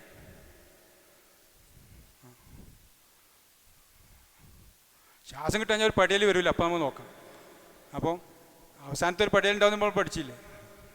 അപ്പോൾ ഇങ്ങനെ റെഡിയാക്കി പിടിക്കുന്നു. മനസ്സിലായില്ലേ? എന്നിട്ട് ഈ തുണി മൂപ്പരെ ഭാര്യ വല്ലാത്ത നിങ്ങളൊന്ന് പഠിക്കണം. അപ്പോൾ ഈ തുണി എന്ത് ചെയ്യുക? ഇനി ഇത് നമ്മൾ ഈ നാര് വെച്ചിട്ടില്ലല്ലോ. അപ്പോൾ അത് വെക്കൽ ഭയങ്കര പണിയൊന്നുമല്ല. അത് എത്രയേ ഉള്ളൂ. ഒന്നും കാട്ടണ്ട, ആൾ പിടിച്ചാൽ. അതെന്ത് ചെയ്യുന്നു? ഇങ്ങനെ പിടിച്ചിട്ട് നമ്മളിങ്ങനെ എടുക്കൊണ്ടുവരുന്നു. ഇത്രയേ ഉള്ളൂ. ഇതൊന്നും വലിയൊരു സംഭവമല്ല. മനസ്സിലായില്ലേ? ഇതൊക്കെ സിമ്പിളാണ്. ഇങ്ങനെ കെട്ടുന്നു. മനസ്സിലായില്ലേ?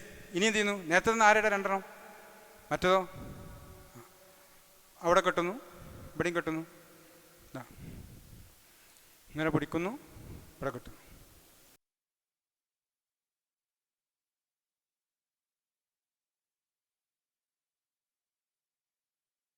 എന്നിട്ട് ഈ ഭാഗം നമ്മളിങ്ങനെ മടക്കി വെക്കണം കേട്ടോ.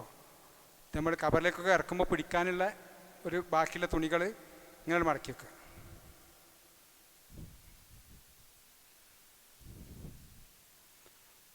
മനസ്സിലായില്ലേ? ഇങ്ങനെ നല്ലോണം കുറച്ചുകൂടി ടൈറ്റാക്കുക. അതിങ്ങനെ അയഞ്ഞിക്കരുത് തുണി. അപ്പോൾ എന്നിട്ട് വലിക്കുന്നു, ഇങ്ങനെ ടൈറ്റിൽ പിടിക്കുന്നു, കിട്ടുന്നു.